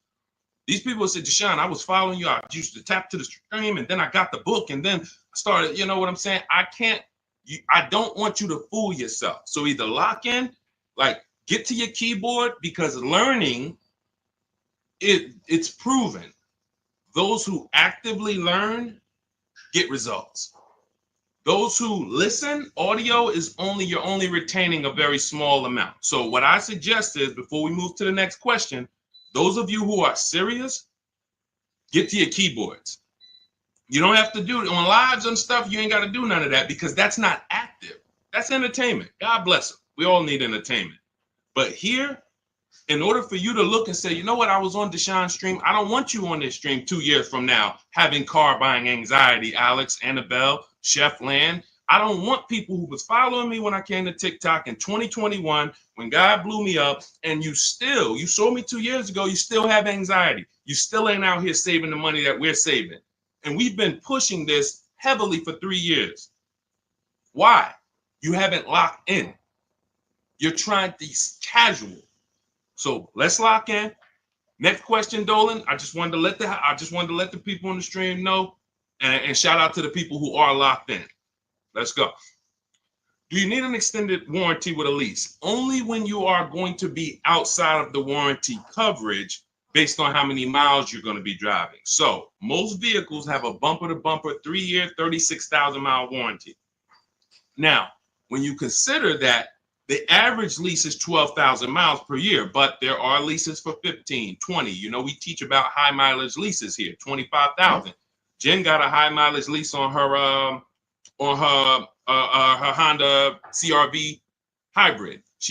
Her best deal out of all the dealers, because we shop 25 dealers, we do it from home. Her best deal on this vehicle is $40,000. It was $512 a month, no money out of pocket. Come pay $512 a month. That's your deal. Now, she bumped it up because our formula when we're shopping for our lease offers is always to shop with 12,000 miles per year. First payment down. I want you to write this down. Everybody who's locked in, write this down. This is how, I mean, unless you have my book. If you have my book, you don't need to write this down because it's in there. But this is how we shop our lease offers. 12,000 miles per year. First month's payment only due at signing. We tell them assume tier 1 credit, and taxes and fees go in the payment. 3 years only. We're open to 39, but we are not open to anything longer than that. Why? We're paying too much money for a vehicle we're giving back, or we're paying too long for a vehicle we're giving back. All of you out there who have a 42-month lease or a 48-month lease, just take your contract, look at the payments, add them all up. You'll see you overpaid, unfortunately. Sorry to break the bad news to you, but someone has to, so that you can stop making these expensive mistakes. So that's the format of how we shop structure-wise. We see all our offers with first month's payment due at signing only. That's why when you see Ansley, for $58,000, $554 a month with first month's payment down. Because if you can get the vehicle to your desired monthly payment budget without any down payment, that's what we do on leases. If we can do a sign and drive and it's in our payment, we'd rather not put any money. It's in our payment budget. We'd rather not put any money down, because the more money you put down on a lease, that money is at risk. There's two ways you can lose your money on a lease. Write this down. If the vehicle is your down payment, if the vehicle's stolen, or if it's total. If it's stolen and they don't find it, or if it's total. So that's how so now, going back to your question about do we need an extended warranty, once you look at what the bumper-to-bumper warranty is on a vehicle, if it's some vehicles like a Mercedes or Infiniti, it's 4 years bumper-to-bumper, which means, and they'll give you 50,000 miles. So there's a higher bumper-to-bumper threshold there. You just need to know, based on my lease, is there going to be a period of time where I'm driving this vehicle with no bumper-to-bumper warranty? Now, you might have a powertrain warranty, which covers the engine, the transmission, things of that nature. But if the electronics begin to fail or malfunction, if your bumper-to-bumper warranty has expired, then yes, you would be exposed. So you can get an extended warranty in that particular case, but I would only do this on vehicles that are extremely expensive to maintain. I'm not really looking to add an extended warranty to a lease unless I'm dealing with like a high mileage lease on a Range Rover or something that I know when it breaks is very expensive. Other than that, we're not looking to add extended warranties on leases. Typically you'll be out of that vehicle before you won't be able to have the vehicle long enough to have the warranty make sense. Okay. What's up, Primo? What's up, Nick? Kelly Tipple. Go ahead. Next question, Dolan. Everything that I'm teaching is out of my new digital book. It's 5-star rated. You can Google it. It is called Cars from Home. 7 Steps to Saving Time, Money, and Avoiding Dealerships. We save time and we save money. I'm not into saving money and being in dealerships for hours. Who enjoys being in dealerships for hours? Listen, that might sound like a weird question, but there are some people who get a thrill out of it. Anybody? Yes? Enjoy being in dealerships? Enjoy? Anybody? Who hates going to dealerships? Who hates being in dealership? TD Brewer? What's up, Gus? What's up, Kenyon? Yep. D. Will? He said me. Kellen? Yep. I enjoy it, but has to be quick. Yep. Londa, me. Yep. Look, Marquise, no more than 2 hours. Now, when we talk about the time, you can save time and not money. You can save money and not time. So you can go in and say, well, it took me 10 hours, 2 days, 3 visits to save $10,000. Well, you might have saved money, but you didn't save time. We want both. And then we have a third caveat in that title. It's avoiding dealerships. So 7 steps to saving time, money, and avoiding dealerships, because we don't need to be in dealerships to save the time and the money. Clear? That's the name of the book. So you can get a copy of it. It's 75% off. It's everything I'm teaching. Now, obviously, you guys can see I don't hold back. So it's not like, hey, my best stuff is in the book. We do have calculators in the book that obviously I can't, give you here. We've designed calculators, but you can get your copy for 75% off because that's my welcome offer. I want to make it a no-brainer for people to be able to get car deals, save thousands of dollars from home. So the welcome offer for 30 minutes is 75% off. It's normally $97, but it's a digital book as well. So it'll be in your inbox by the time we end this stream. You can get your copy in my TikTok bio, my Instagram bio, the YouTube comments, or the Facebook comments. And make sure as soon as you pay, you screenshot that thank you page, and then you download your book, because there's an actual link as soon as you pay. You can save it to your phone, to your computer. Okay? How can I pay off my car quick? This is a money situation. I mean,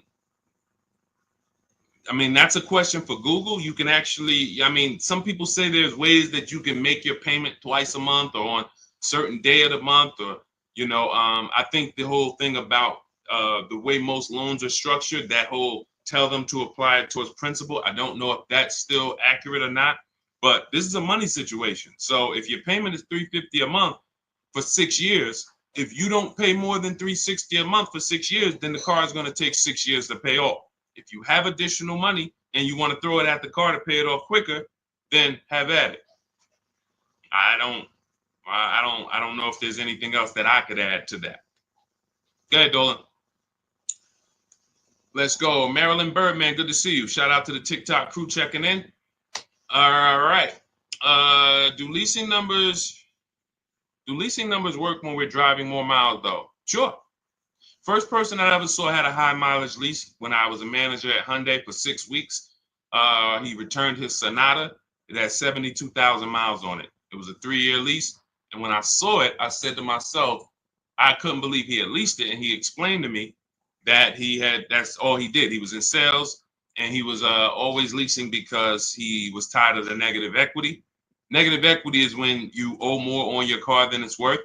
And some of you, every single transaction you do, you have negative equity. You don't realize that the cause is you don't lease. Unfortunately, you're losing money, thousands of dollars, because your cars are depreciating, and then you go and trade them and you take the loss. That's not supposed to happen. See, the things that are normal that you think are normal, I'm here to tell you they're not normal. And there's people, thousands of people that, thank God, they are learned, because they've been hitting you guys with bad information about leasing since the beginning of time. Now, don't get me wrong, leases at some point, at one point, there were bad leases, and they were bad lease structures. You had balloon payments that people didn't know. There were different types of leases, open-ended leases, closed-end leases. Now the leases are set up where it is the best thing in the world if you're not keeping cars 8 years. And if anyone's not keeping cars 8 years and you're not leasing, you are losing thousands of dollars. Facts. I can prove it. I bet if anybody took me on their show and just gave me a whiteboard or a chalkboard and said, hey, can you prove in 10 minutes or less that anyone who's not leasing, but they're not keeping their cars 8 years, they're losing thousands of dollars? I said, man, I don't even need 10 minutes. Give me 6. Because all I'm going to show you simply is the fact that someone like Ansley, who gets a 1% lease, he's paying $554 a month for a $58,000 car. Now, some of you know, let me ask a question to the community. Shout out to the new people. I know we got some first-time people on here, but this is a question for the people. I want to see, maybe we don't know. If we got some people on here that know this, how much is every $100? I gave it away.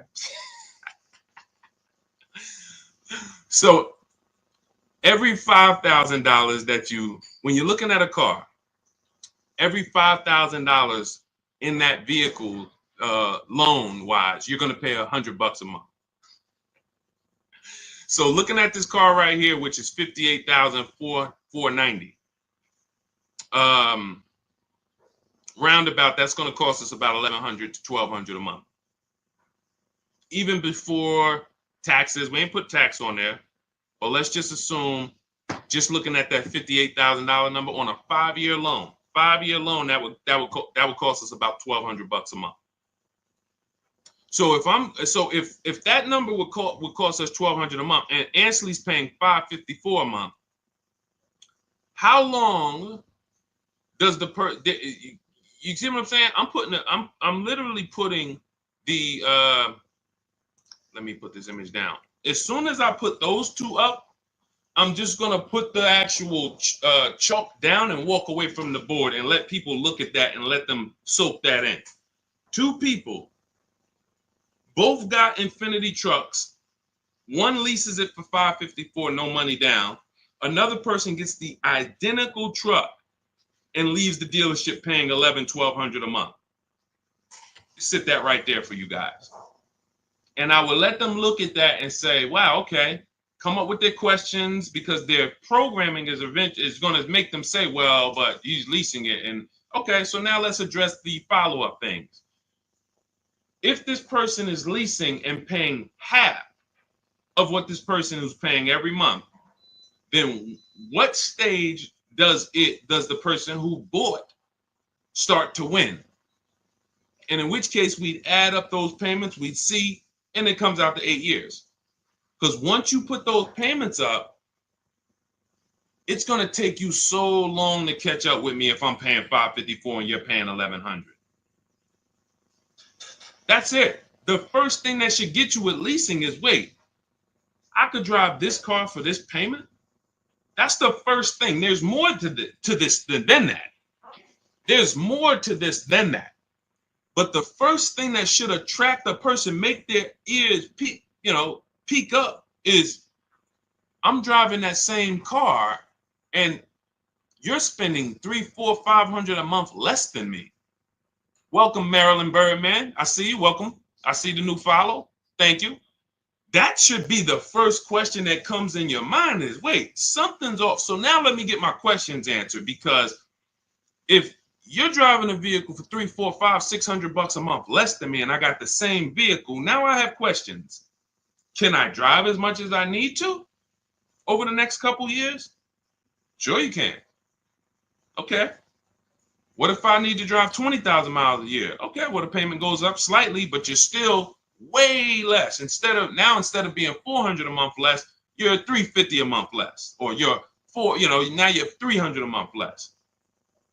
So no matter what, leasing is a play for payments and brand new cars. Every lease you get is a brand new car.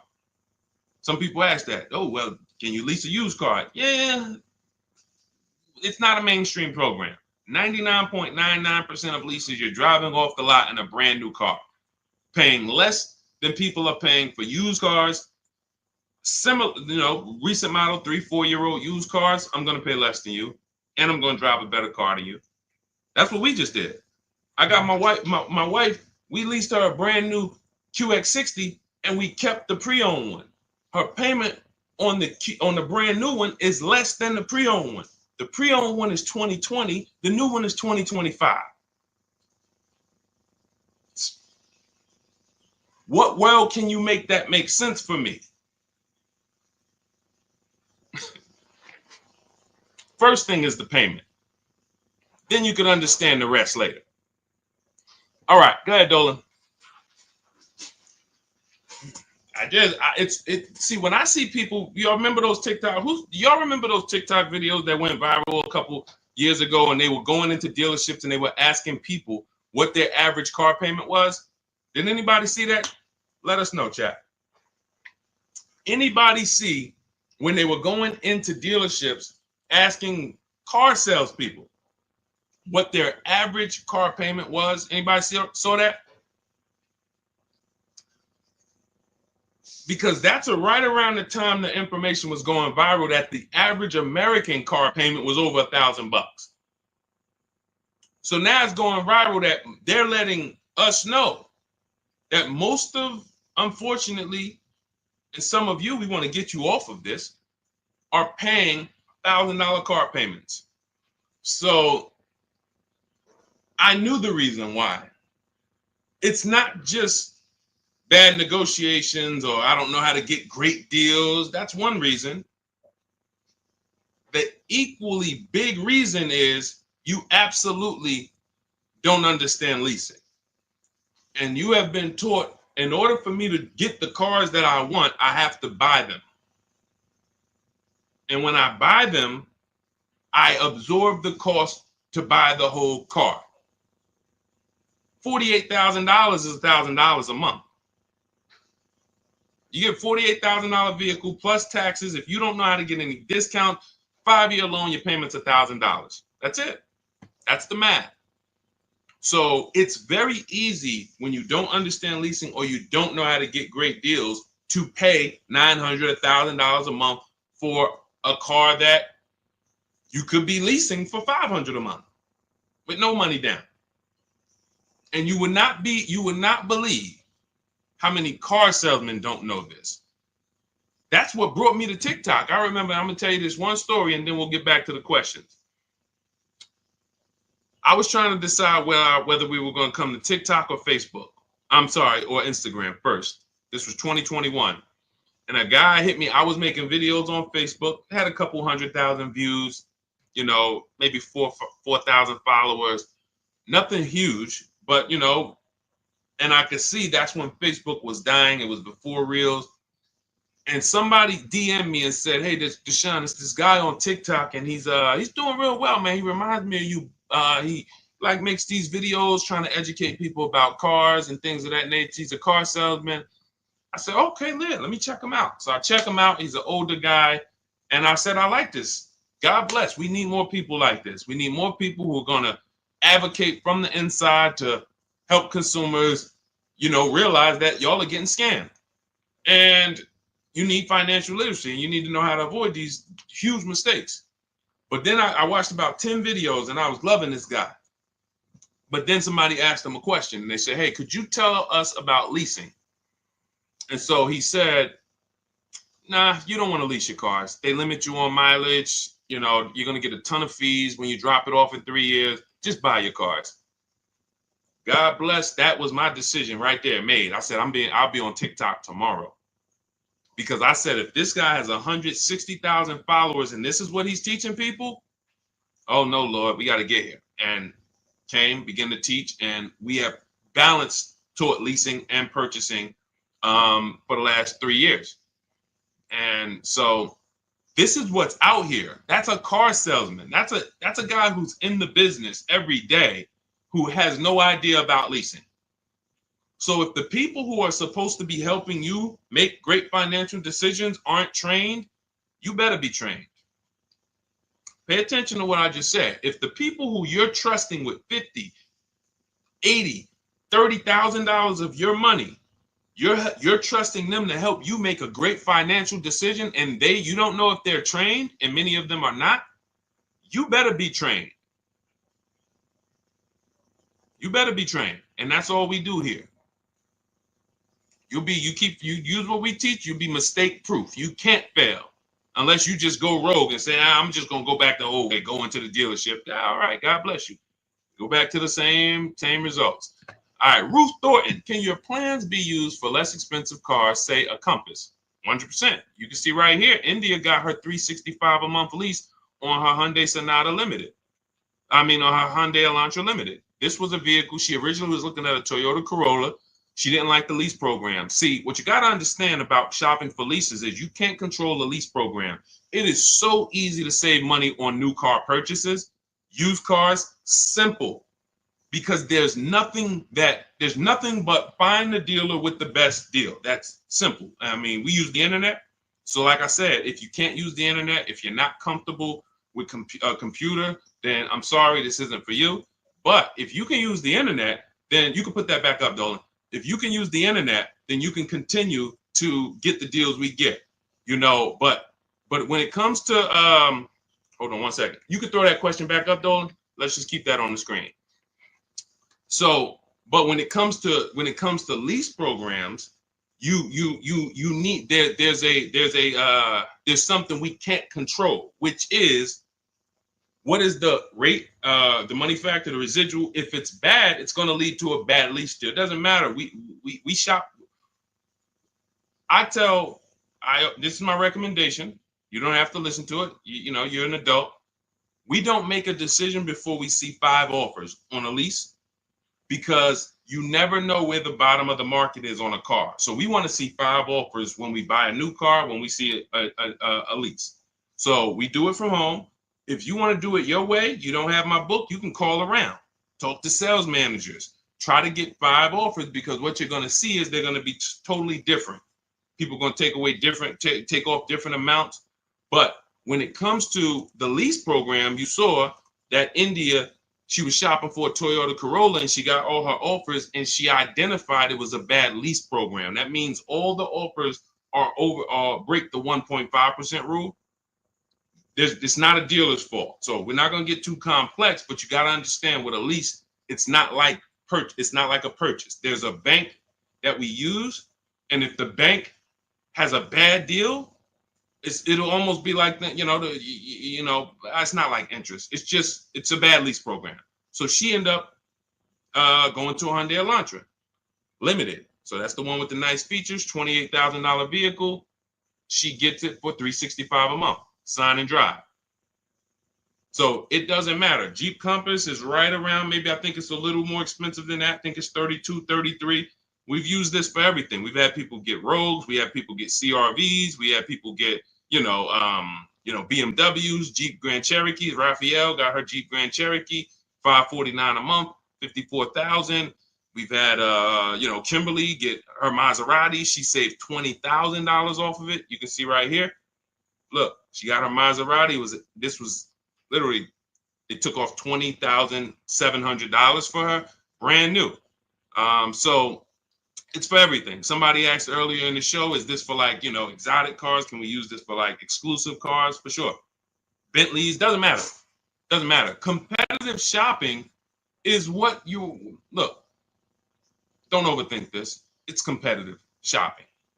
That's all it is. We just have a formal system for competitive shopping. That's what it is. We have what we believe is the best system in the world until someone can show us that they've gotten more results for the public. We have the best system in the world for getting multiple offers and creating competition in the car market that benefits us. So you could throw any car in there, system is going to work. So everything that we teach is out of my new book. If you guys are like, Deshaun, this is a lot. Can you give me the step by step? Can you give me the playbook to where I can look at this and kind of go through my checklist? My book is written as a checklist. It's a digital book, and you can. It's called Cars from Home: 7 Steps to Saving Time, Money, and Avoiding Dealerships. And it's normally $97. You can get a copy for the next 30 minutes for 75% off, which is $24. So if you get, that's my welcome offer to you, but it's only for 30 minutes.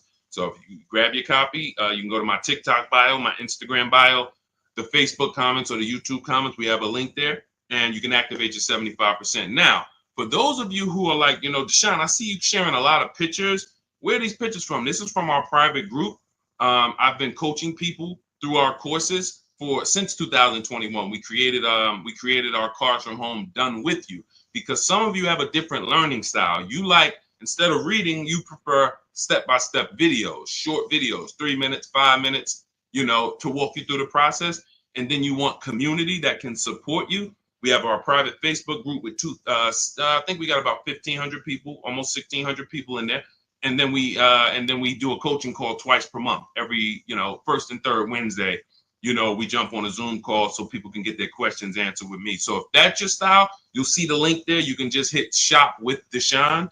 Now, you do have to qualify for that. That program's not for everyone. But if you click there, go watch the video, and you can see if you qualify for that. So I don't care how you save the money, how you eliminate the anxiety. If you find a more creative way than the Cars from Home system to buy cars and guarantee that you got the lowest price in the market, from home, then God bless you, do it your way. But no one is able to guarantee that they're getting the lowest price in the market. You negotiators, you're losing, because here's what I'll tell you. If you came out of a dealership and you said, man, Deshaun, I just beat him up in there, man, I got a great deal. I said, let me ask you a question. Would you bet me $1,000 that I can't find a better deal than the one you just signed? Give me, would you take the bet? So you come out confident, man, Deshaun, I've been working them over for 3 hours, man. They took off $6,000, whatever, $10,000. My question to you would be, would you bet me $1,000 that I can't find a better deal than the one you just got from home? Most people are going to not take that bet, right? Right? Because they don't have the guarantee. They don't have what we call deal assurance, price assurance, which means they have buyer's remorse. See, I'm happy with my purchase until you ask me to guarantee that I didn't leave money on the table. But watch this. What you're going to be doing different is you're going to be so confident in the way dealers are bidding. When my dad picked up his Palisade yesterday, when we got this Infiniti a couple weeks ago, We guarantee you. I come at that dealership with my new vehicle, and you can say, hey, bet me some money. Would you bet me $1,000 I can't find a better deal than this? And I would say, can I bet two? Can we go double or nothing? I mean, or can I double? Can we put a little bit more on the line? That's how confident you're going to be when you actually start to use a competitive system where you can look at several offers from home. Another thing our system does is make you see that, okay, 4 out of 5 dealers are overpriced. See, you hear people say, oh man, I went to Nissan, they're overpriced. Nissan want too much money for the Altima. No, you went to one Nissan independently owned franchise and you got a price from them. You didn't go to Nissan. You're not dealing with corporate. You went to one franchise. That's like going to one McDonald's and you had a bad experience. And McDonald's is not good. They don't treat us good. No, that one McDonald's on Main Street in this city, you didn't have a good experience with. Every single dealer is different. Some of them owned by the same people, but they still compete. So what you are going to do now with the Cars from Home system, whether it's the book or whether it's, listen, and look, you do it your way. But if you don't start to create competition, you'll never get rid of your buyer's remorse. You're never going to have price assurance and confidence that you didn't get scammed, that you didn't overpay, that you didn't get enough money for your trade-in, that you didn't, we didn't get the question yet today, but hey, is this a good interest rate, Deshaun? Like, all of this stuff is buyer's remorse questions. When I drive my car off the lot, that's why people don't talk about the price they pay when they leave.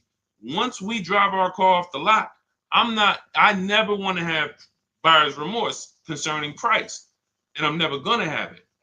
But if I was to ask you about the price on your car, hey, can I see, I run into people. I was just at the dealership yesterday. I was coming outside and the young lady was out there. She said, oh, hey, I follow you on TikTok. I said, hey, God bless you. I said, you picking up something here? She said, yeah, I'm getting this used car, but then they like the price online was 19 or 16, and then they telling me all in is 21. And I said, you didn't verify fees before you came? She said, no, well, I got the cheat sheets. You got the cheat sheets. You didn't see the videos? I made tons of videos. You must ask. The only 3 fees. Write these down. If you don't have my book, write these 3 fees down on every single car. Used car. These are the 3 fees. Documentation fee, tax, motor vehicle fees. That's it. Everything else is made up, and you need to verify before you go there. You don't do this online and say, and then come into the dealership. That's why they do it. They do it because they know people are going to see that price, call the deal, not even call the dealership, come in, and then get hit with a bunch of fees. So unfortunately, yes, she follows me, but she hasn't gone deep to see that that's a rule we don't break. I will never go to a dealership on a used car without verifying fees before I get there. That's a recipe for wasting your time, because I'm not going to buy it. I'm not going to buy it. You're not going to get me here, and then I'm not going to $2,500 in fake fees. I'm not buying it. So, because some of you said, well, Deshaun, I'll just get up and walk away. Well, the bad thing about that is you still need a car. So what you did is you allowed someone to waste your time, and while the good car was selling, you were there dealing with the bad car. The good car that didn't have the fees and that was the real best deal, you missed that because you're here dealing with this. But from home, on the phone, verifying fees, we know this is the best deal. When I get in the car and drive to a dealership to see a used car, by the time you're getting there, you should know this is already the best deal. And all I need to verify when I get here is that this car drives good. But I know the price because I've done that from home. In my book, we teach a system called the multiple marketplace system. That's how we shop for used cars. It's different than when we shop for new cars, because with used cars, there's a couple things you have to know. You have to know this. You have to know the title history. Write these things down. I'm wondering who's writing it down, but I can't worry about that. I know this. I just gotta, I remember. Never mind. I'll go off a tangent. So you need to know the service records. You need to know the accident history, and you need to know what the title looks like. That's how we screen down for quality. The quality of the car. Is it a rental? Is it a ex-loaner? Is it a corporate lease? Is it a hang on, my alarm was going off. Is it a salvage title? Is it a rebuilt title? These things are not the same. So we need to look at that title, the service history, and the accident records, and then we move into looking at price. And and some of you, who's bought a used car in your life? I'm going to tell you something right now that I guarantee you're going to be like, wow, that makes sense, but you never did it. If you bought a used car before in your life, I want you to type the letter U. I want to specifically talk for a quick second before we go to the next question to the people who have bought a used car or you're planning to. Type the letter U. Because if we don't have, okay, I see you, Ty. Everyone if you have bought a used car or your next vehicle you're going to be shopping for is going to be a used car, type the letter U. I see you, Marcus.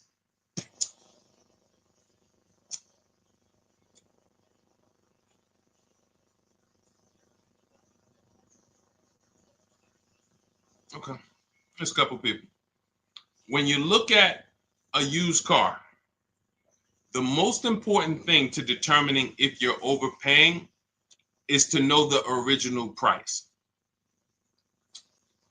I'm going to tell you what I did with my used Infiniti that we got a couple years ago, and you'll see why this makes sense. When I was narrowing my search, I told you how we narrow the search. We narrow it from accidents, service records, title history, but then we narrow it down. You put your mileage in there. Narrowed it down to 4, and I was looking at 4 white Infinitis. They look similar, and they were all between 30 and 32,000, so they're pretty close in price, between 30, 32,000 in that window. Now, most of you would have made a bet, would have just went with your gut here. You'd have just said, okay, well, these look similar. They all white. I mean, all right, let me go take a look at this one. I like them all.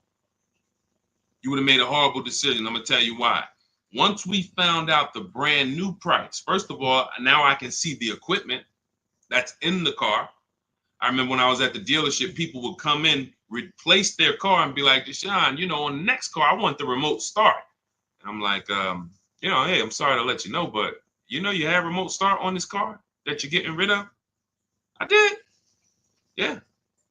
So they didn't even know what was in the car they had. So that's another reason to get the original window sticker or the original equipment list.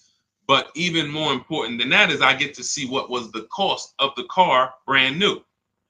So once I did that, I saw that one of the Infiniti trucks was 46, one was 48, one was 52, and the most expensive one, brand new wise, was 54,000, and it had a ton of equipment in it, special cameras, sensors, and that stuff wasn't easily visible looking at the listing. Now you look at what the discount is from that price. That's something in my book. For those of you who have my book or will be getting it to shop for your used car, you'll see something we created called the True Value Discount. All that matters on used cars is how much discount am I getting from the brand new price, not what am I getting from the dealer. As I'm comparison shopping, I'm looking at that used car. I'm looking at 4 Honda Accords. This one is giving me a 30% discount from the brand new price. This one's giving me a 32%. This one's giving me a 40% discount. And had people been doing this, some of you wouldn't have got in trouble, because we had a lot of people during the pandemic get in trouble buying used cars paying the exact same price that they were brand new. Our people wasn't doing that, but for those of you who unfortunately you didn't know how to shop and you went out and you thought I could go out here and deal with this market, and unfortunately that was a horrible decision because we had people buying Toyota Camrys for $27,000 that brand new was $28,000, and they were 3 years old. And now those same cars right now are worth 12 or 10, but the person still owes 25 or 24 or 20. So it's a horrible situation. But had they really respected or known about what we teach is that true value discount, they would have been very interested in knowing what was the original price of the vehicle that I'm buying that you're selling me as a used car. And this is how we move confidently. This is how when people see me, listen, I'm going to tell y'all something. I know everything about car buying. It's my experience. My dad was picking up his Hyundai truck yesterday. God has blessed me with the experience, and I've worked for incredible people and I paid attention and I asked questions, and then I began to teach. Anyone in New Jersey who bought a car from me when I worked for Mercedes, they will tell you I've been this way. I was this way the last 3-4 years of my career because once I left Ray Katina, I had the knowledge to teach. So now, my dad's picking up his vehicle yesterday. He's signing for the Palisade. And he calls me, he said, Deshaun, I thought you said the first month's payment was included. I said, it is. I said, all right, I'll be right there.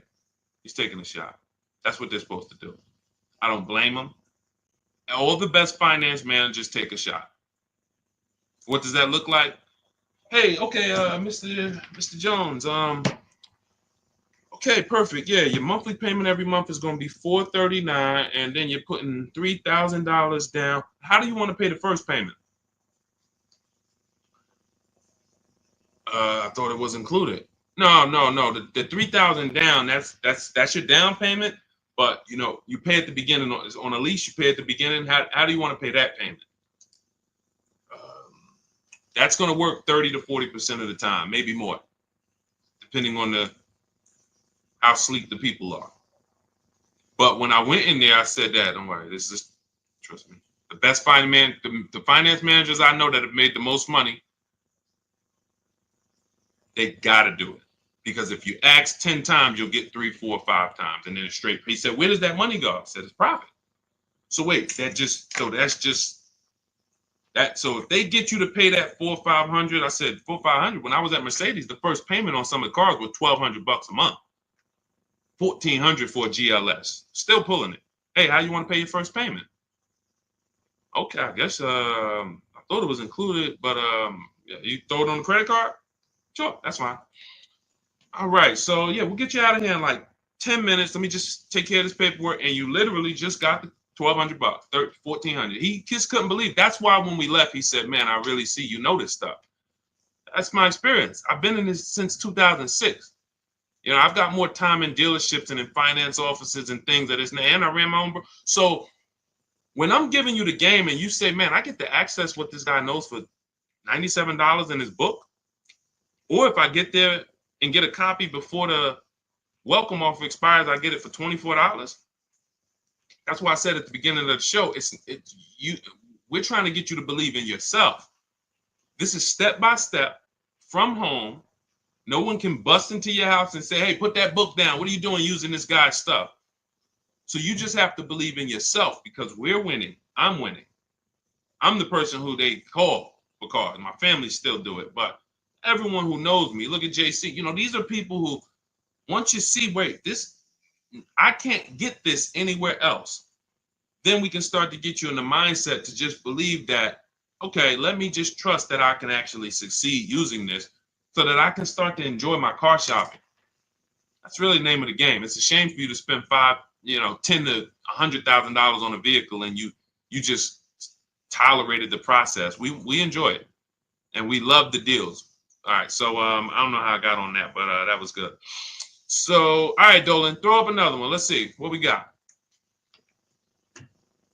I wish I knew this before. What am I paying for my Audi today? I could have leased a Porsche. JC, I like that. Hey, listen. JC said, I wish I would have known. Unfortunately, JC didn't know about leasing. And again, I would say, JC, 17 million new cars are sold in America every year in a healthy market. 40 some odd, maybe 42, 45 million are used cars are sold every year in a healthy market.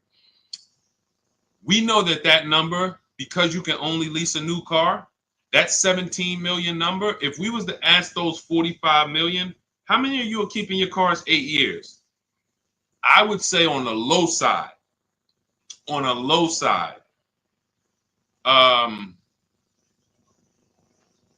at least 30% would say, no, I'm not keeping this 8 years. So that means out of that 45 million who are buying used cars, or you take some of the 17 million that bought brand new, but I feel like that 17 million new cars every year should be like 30 million. It should be at least another 10 million people who are leasing because they're not keeping their cars, but they just don't know how much money they're losing. And your story reminds me of my neighbor. My neighbor, he had a Kia Telluride, the Kia truck, the Kia SUV, and he was financing it. So $44,000 vehicle. So his payment is it's over $800 a month. If you're not doing any money down. Now, again, I don't know if he put money down. I just know he might have put 10, 15, 20 grand down and dropped his payment. But if he didn't, but that vehicle is $800 a month, $45,000. Even if he took a 6-year loan, that's $800 a month. Wife totaled the vehicle, had an accident, car gets totaled. He says to me, Deshaun, we just met. We met in the last, 18 months. So he was like, when I bought the car, I didn't know about this 8-year rule you teach. 8-year rule is step 1 in my book. Our system, the Cars from Home system, is 7 steps. The 8-year rule is step 1. The 8-year rule just says if you're not buying your next car to keep 8 years, if you're not keeping your next car 8 years, you should be shopping for a below market lease, not a purchase. That's the 8-year rule. If you are keeping your next car more than 8 years, then you should be shopping for a below market purchase. So he said, I didn't know about that. And but I'm not keeping this. I don't keep cars 8 years. So, he said, so I think I'm gonna shop for a lease on this Telluride. Again, he's in a rental because his wife totaled the Telluride. He wants another Telluride. But he gets so he decides to lease, and then he uses the system. Sorry, I just just threw me off there. He uses the system. His new Telluride he gets for under $500 a month. Under $500 a month. I think he originally got it for like $497. Then he put a little money down because he wanted it to be like $479, if I'm mistaken, or maybe he lowered the amount. His final payment is $479. He did not listen. You don't have to convince his wife or him anymore about leasing. When you were just driving a vehicle that you weren't going to keep anyway, that when you went to trade it in, you would have had little to no equity, maybe even negative equity. So you're going to pay all that money, $800 a month, go to trade that vehicle in 3 years, break even. So you didn't get anything back from all those thousands you put into that depreciating asset. Now, I'm in the same vehicle. In fact, I'm in a 2025 and I'm paying $479. That's what we said 30 minutes ago. Leasing is the first thing that should make, like you just saw JC. That's why we had JC's comment up, because this story is about him.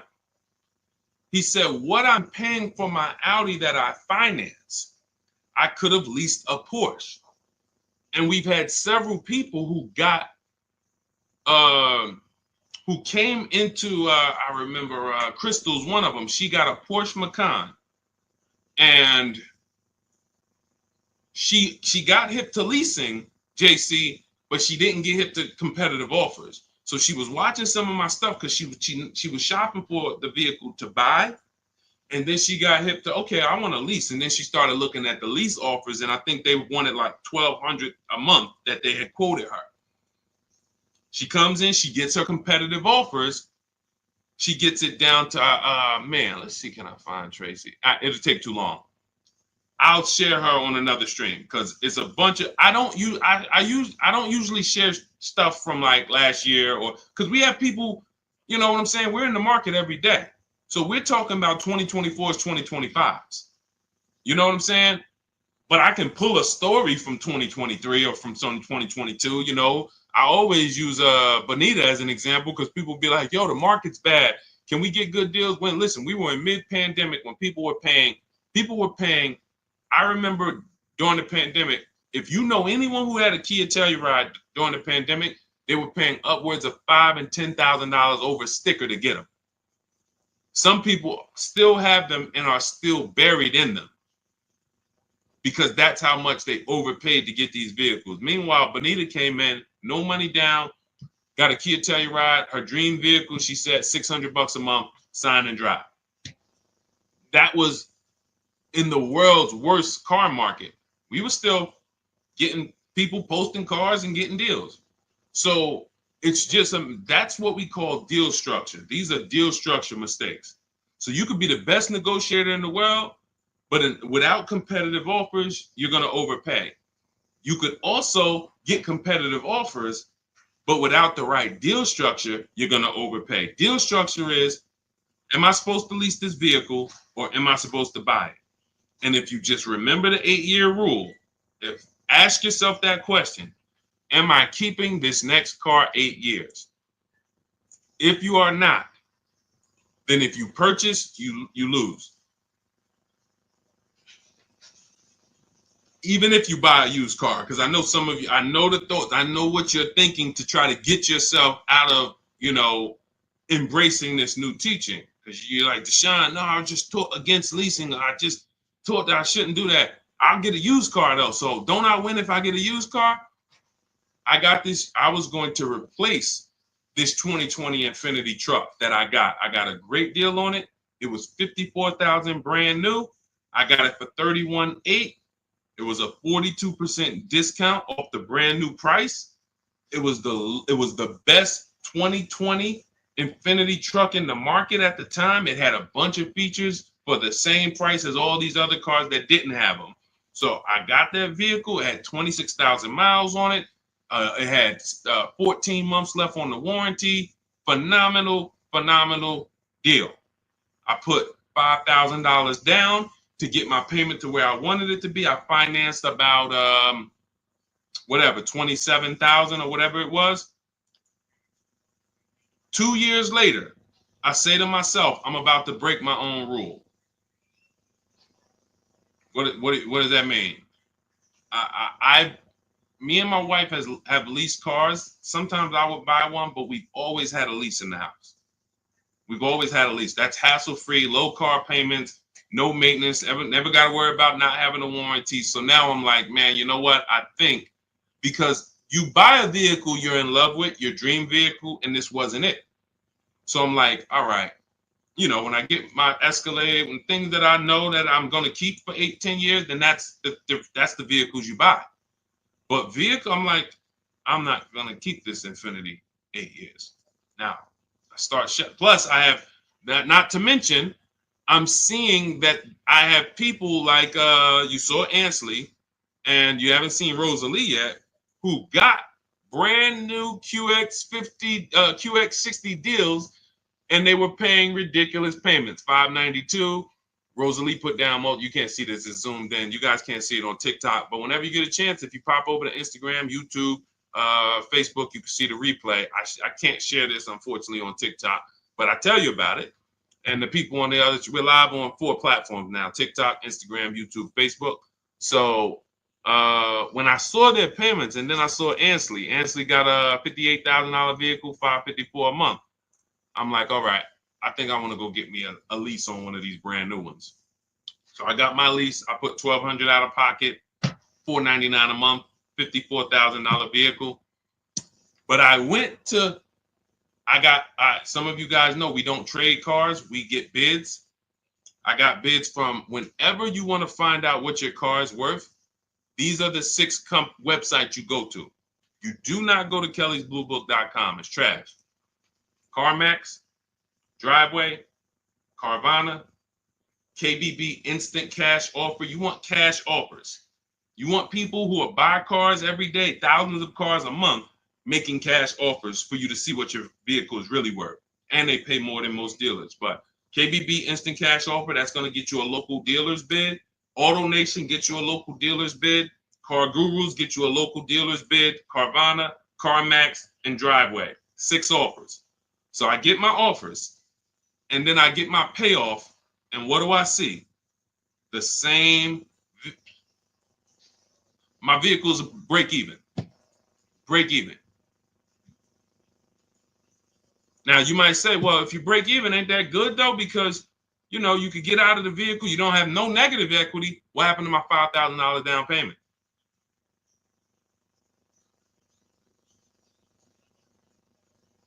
So I'm watching people who I'm teaching who are out there shopping the market, pulling up in their brand new vehicles, and I'm like, now this is the same vehicle that I have a 3-year-old version of, and I'm like, wow, we have the same car payment or similar car payment.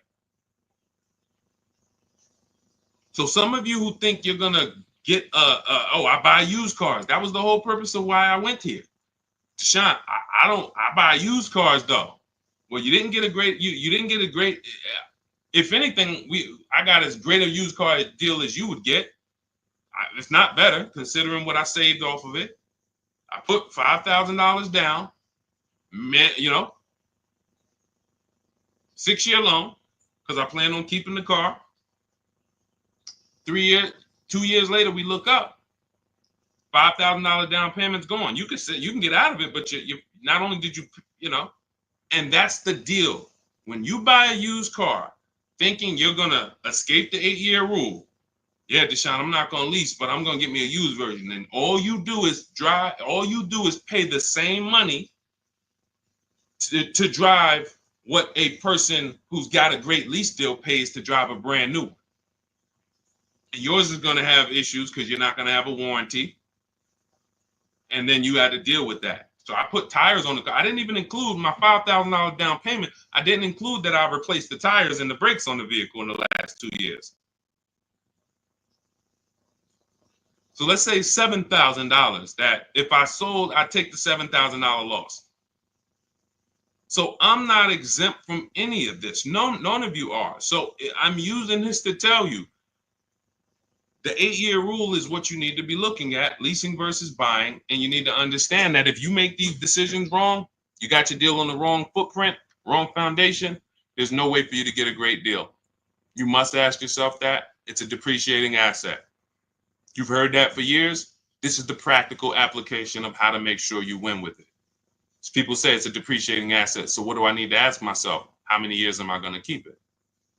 If somebody was selling you a financial product or a stock or something and they said, hey, bad news, for the first 6 years, this stock is going to go down in value a lot.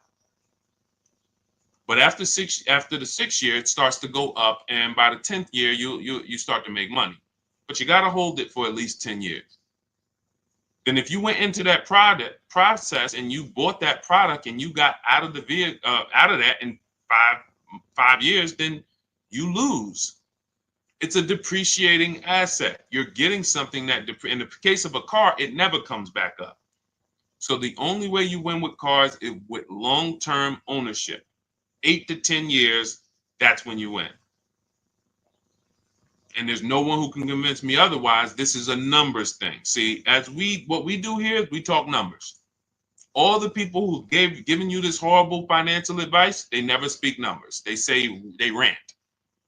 Oh, leasing is renting. Oh, leasing is borrowing. Leasing is for people who like debt. Oh, borrowing cars. These are people who, unfortunately, they're just incorrect. And I'm not in a position where I could be on a panel with them. If I was, it wouldn't take me long to make light work of them because they don't talk numbers. So we can't have a financial conversation about somebody who doesn't understand numbers with the subject matter that they're speaking about. So if you're like Deshaun, how do I get every single thing we teach in like one place? That's my new digital book. It's called Cars from Home, 7 Steps to Saving Time, Money, and Avoiding Dealerships. It's normally $97. It's 5-star rated. You can Google it. But for the next 30 minutes, you can get 75% off. That's my welcome offer. That means you'll get it for $24. But if you get there, you got to get there before the timer hits zero. Once it hits zero, the price does go up to $97, and it's worth every penny. If you miss it and you're like, Sean, I need the information, and hey, I missed the welcome offer. But $97, it's still one of the most valuable books you're ever gonna read and use. So, but $24 is better. So get to my TikTok bio, my Instagram bio, the YouTube comments or the Facebook comments. Welcome, D. Welcome. I see. Thanks for the follow. And get there, get your copy. And then it'll be in your inbox. It's a digital book, so it'll be right there.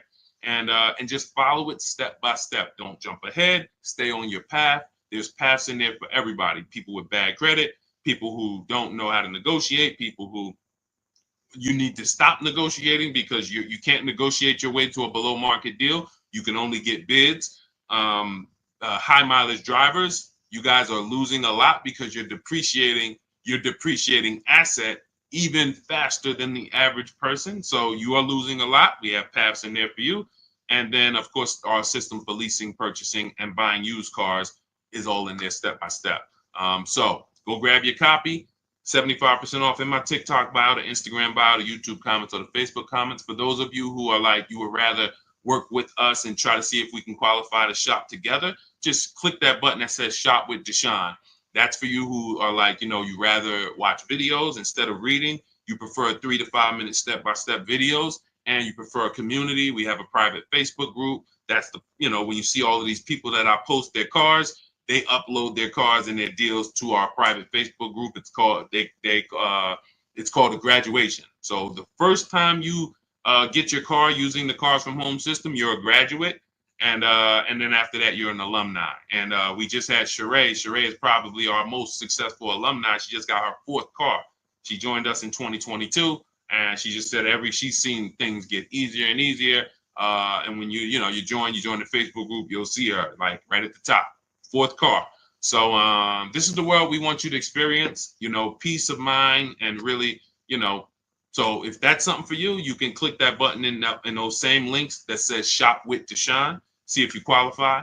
And other than that, we'll be back on another stream. Thanks for checking in. God bless you.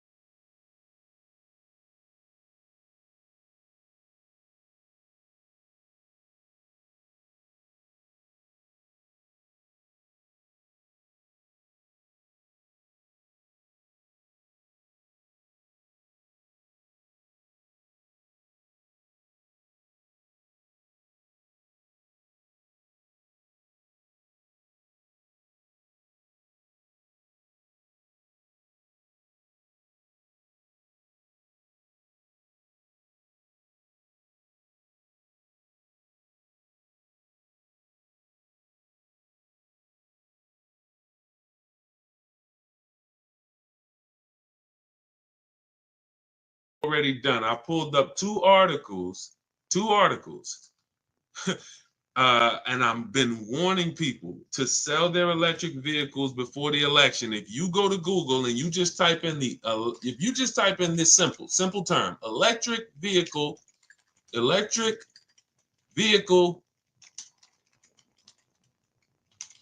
market, Trump. Just type that in, see what happens. You're going to get a bunch of articles that pop up telling you how bad electric vehicle values have been just since the election. Because legislation created the electric vehicle market. It didn't come out of nowhere. The electric vehicle market did not come, oh, all of a sudden the world just wants electric vehicles. Legislation created it, and legislation can destroy it. Legislation can hurt it. So when the future of legislation is no longer geared in electric, then that means the value of everyone who owns an electric car, your value goes down by thousands. Like it's plummeting. It's plummeting. So the real aspects of what we're here for is to let you know that if y'all don't start making great decisions with these cars, you are going to continue to lose thousands and thousands of dollars. And this is money you can't see because people have taught you, well, don't take car buying that serious. It's just a car. Go out, do it on the weekend. You went out to go to the grocery store. Somehow you ended up at a car dealership and you just bought a car. When you treat car buying like you bought a TV, you can't win. You're going to continue to get average deals below above market deals. You're going to continue to lose thousands of dollars. So shout out to the people who tap in. Shout out to the people who are locked in. Old Souza, anyone who has an electric vehicle, you should be assessing the value now, unless you plan to keep. Now, I told y'all in this video, Tesla was going to win. It wasn't even a question. Tesla was going to win. So it wasn't. It was all about Elon Musk saying, okay, if I could, Elon Musk just eliminated most of his competition. Brilliant move. Brilliant. Because he understood what drove the market. He understood. And you guys can start typing your questions. We'll be on here. Anyone who's car shopping, start typing your questions, and we'll get to as many as we can in the next, next hour or so. But Elon Musk understood. What brought my competitors in was legislation. I was in this game before anybody was. I have a brand. Tesla's a brand. It's not just an electric car. It's a brand. But the reason why Tesla's value started tanking, if you just Google before the election, Tesla's resale values horrific, the worst of almost any car. He started saying, all right, the competition did that. There's more options. He got 90% of his competition out the market.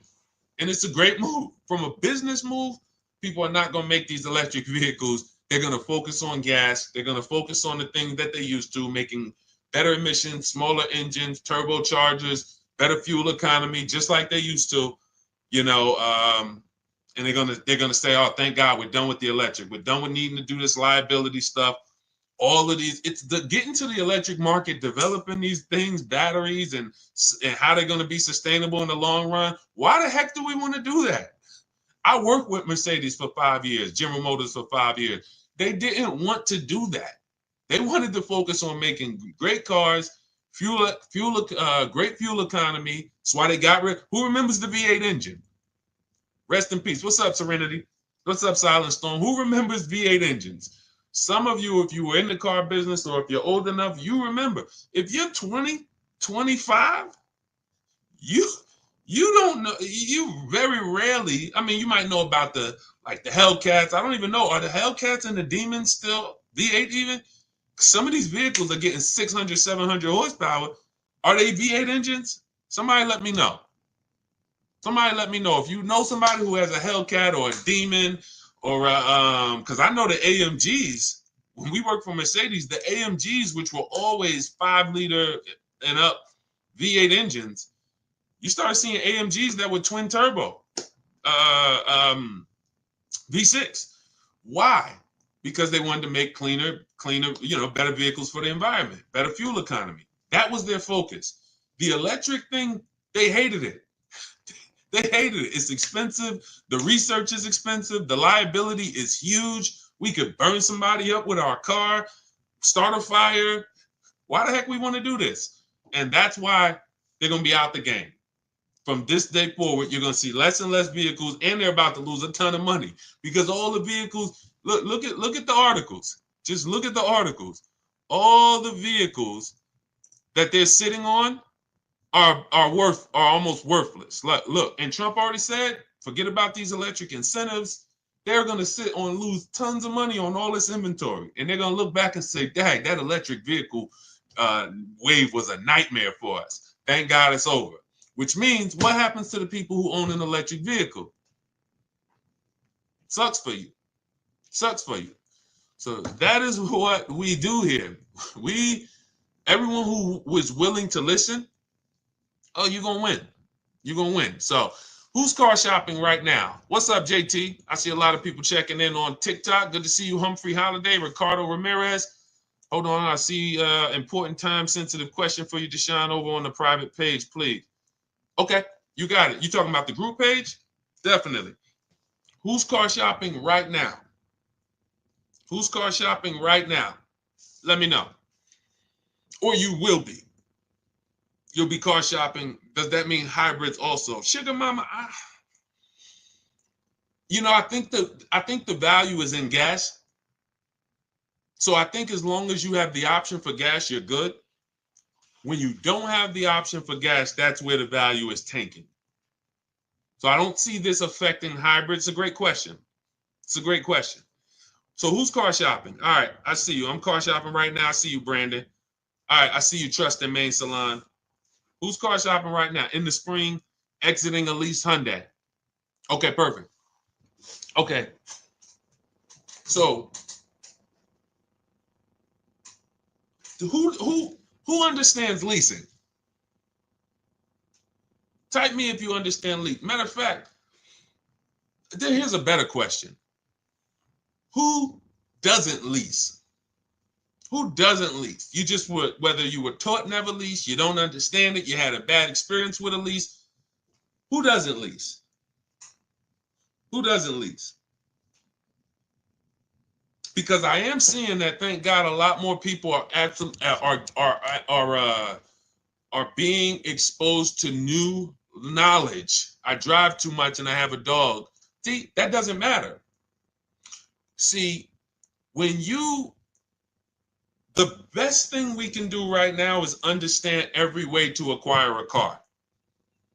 Because how have I've kept thousands of dollars in my household by knowing all the ways to get cars.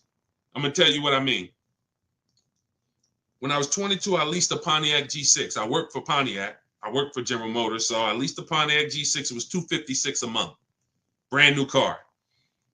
My next lease was an Infiniti G25 for $310 a month. $310 a month. 30-something $1,000 car.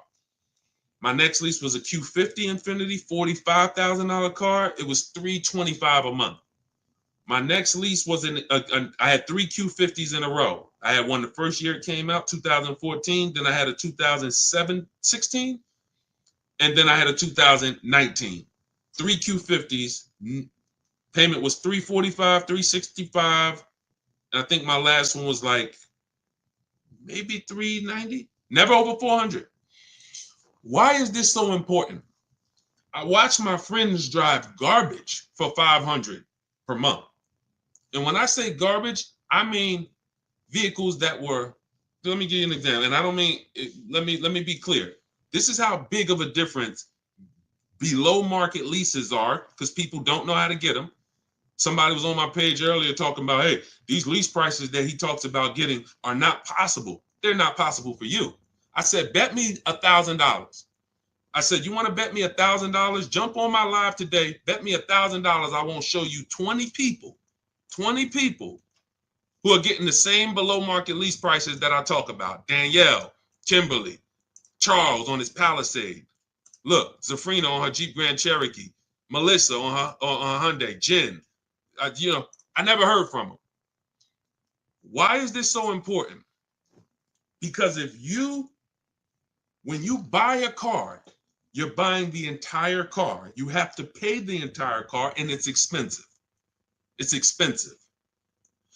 The reason why, when I watch my friends who had a Toyota, she had a Honda Civic, and she was paying $500 a month because that's what it cost. She didn't get a bad deal. A $23,000 Honda Civic costs $500 a month. That's a norm. That's what it costs. Every $5,000, some of you guys know, is about $100 per month. So she's paying $500 a month. I'm driving a $21,000 Pontiac G6. I'm paying $256. Who understands? Who understands that for any family, paying $256 a month versus $500 a month, it matters. Now, if she was paying $500 a month and she was driving a much more expensive vehicle than me, that's different. We're driving a similar price vehicle. But for some reason, you were taught to buy your cars. Now, there's a place for people who buy cars. We're going to get there. Because some people say, oh, Deshaun, should everybody lease? No, they shouldn't. We'll get to you. We'll get to the people who should not be leasing. But we don't have a problem in this country with people leasing when they should be buying. We don't have that problem. Thank God I get to talk to 2 million people all across my 4 platforms. Between TikTok, Instagram, YouTube, Facebook, we got 2.3 million followers. We've been talking to thousands of people for 3 years. I get data. We do not have a problem with people who are leasing, but they should be purchasing. We have a major problem with people purchasing who should be leasing. Major problem. Friend of mine who met me about a year ago, he lives in my neighborhood. He had a Kia Telluride, $45,000 SUV. He's paying about $800 a month. He didn't get overcharged. That's what it cost. Unless you put a ton of money down, that's what it cost. He totals his vehicle. His wife totals it. He said, Deshaun, I noticed this 8-year rule you teach, which is if you don't keep your cars at least 8 years, you should be shopping for a below market lease deal, not a purchase. He said, well, I don't keep my cars more than 8 years. I said, so what's your next move? He said, so I should be shopping for a lease. I said, exactly. He shops for his lease. He had a 2022 Kia Telluride. Paying what? What was he paying? Let me see who's paying attention. What was he paying? Y'all know we dialogue here. If you're new here, we'll do a welcome shout out to the new people. But I'm talking to the people who tap in. You know we dialogue. You got to stay close to your keyboard to get a lot out of what we do here. To the people who want to save their money. There we go. 800. Thank you, Sugar Mama. Thank you, Deshul. Thank you. I see you. So he's paying 800. Vehicle gets totaled. See you, Dark Star. He says, all right, Deshaun, I'm going to shop for a lease. His best deal when he used our system, he reached out to 25 dealers online. He got more than 5 offers back. His best deal was $479 a month.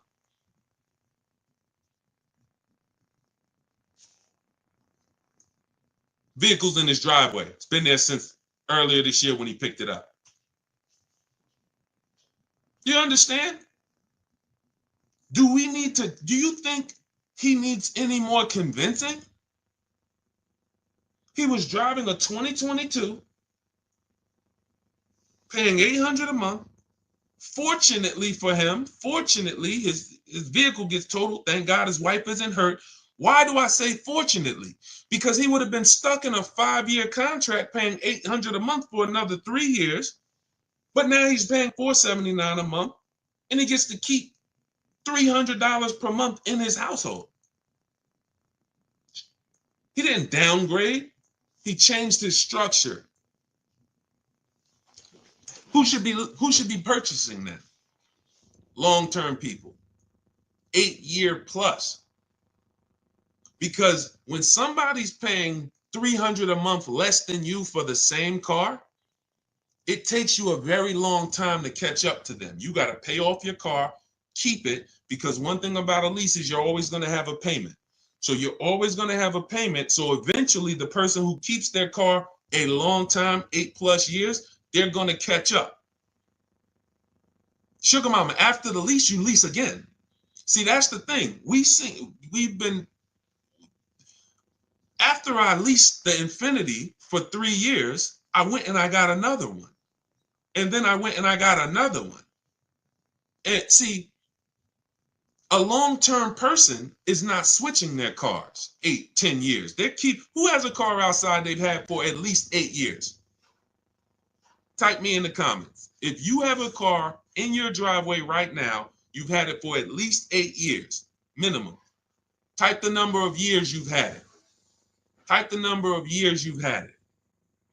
Now we're starting to see what we're going deep on the first start of this stream is the foundation of how to get cars. And if you are buying when you should be, type how many years you've had the car. Okay, I see you've had it for 8 years. I see you, I can't see your name, it just says user. If you have a car, because the best thing you could understand before we go out to get great deals is, should I be leasing? Has nothing to do with miles. We're going to get there. Nothing to do with how much you drive. Has everything to do with how long you keep the car. Yep, we'll get there, David. Yep, 30,000 miles a year, no problem. It has everything to do with how long you keep the car. Shout out to the sharers. It's time to hit the like button if you're enjoying what we're doing. Hit the like button. Appreciate you. If you're on TikTok, you know you guys like by double tapping the screen. Every time you double tap the screen, you run the likes up. So think about that. Okay, you got people on here who has, look, Arliss had a car, 14 years old. It's a 2010 QX56. Sugar Mama has a car that she's saying she had it for 8 years. Stuart Wilson on YouTube, I see you, 8 years. Okay, Facebook, I see you. It's not showing me your name, but it says you're at 8 years now. Okay, now, when that's the strategy, you're not thinking about leasing. If that's your strategy, all you should be thinking about is, I got to make sure I get a below market new car or used car deal. That's it. I got to make sure I pay less, make sure I don't overpay for my loan. If I'm getting a loan, make sure I get the lowest interest rate. That's your deal. You are not thinking about leasing if you are keeping the car long term, because the reason why we lease is to avoid what I call, remember this, who knows what this is? If you've been on our broadcast, every time I bring this up, type one word. What does this represent? I might have a bunch of new people on here, so I'm not going to assume everyone knows what this represents. This right here is a word that begins with a D. Begins with a D. First person to type it in, you got a free copy of my new digital book, Cars from Home, 7 Steps to Saving Time, Money, and Avoiding Dealerships. Who knows? When I break this out, this is what you think. Every time we talk about buying versus leasing, this is what you should be thinking of. Let me go on Instagram because I can't even see the comments on Instagram. Let me see if anybody knows, because I want to give Instagram a fair shake to see if they got it. Hold on. Hold on, I'm coming to you. Okay, hold on, Stuart. Well, hold on. Now, Facebook, it's not showing me your name. Hold on. No, Maurice Johnson, you put depression. You know, that was close. I want to say, I can't say who got it first. I can't say who got it first. Because Facebook user, you typed it in depreciation. It's not showing me your name. Yes. Thank you, thank you, thank you, thank you, thank you. I can't say, maybe I got to look at all the comments. I think it says you Facebook user, but it's not showing me your name.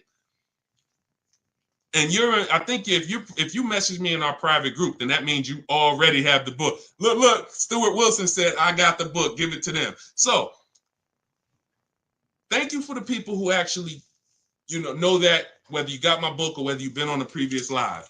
This is what we're thinking about when we're talking about buying versus leasing. So when you are buying your car, we just gave a shout out to all the people who have a car they have for 8 years, 10 years.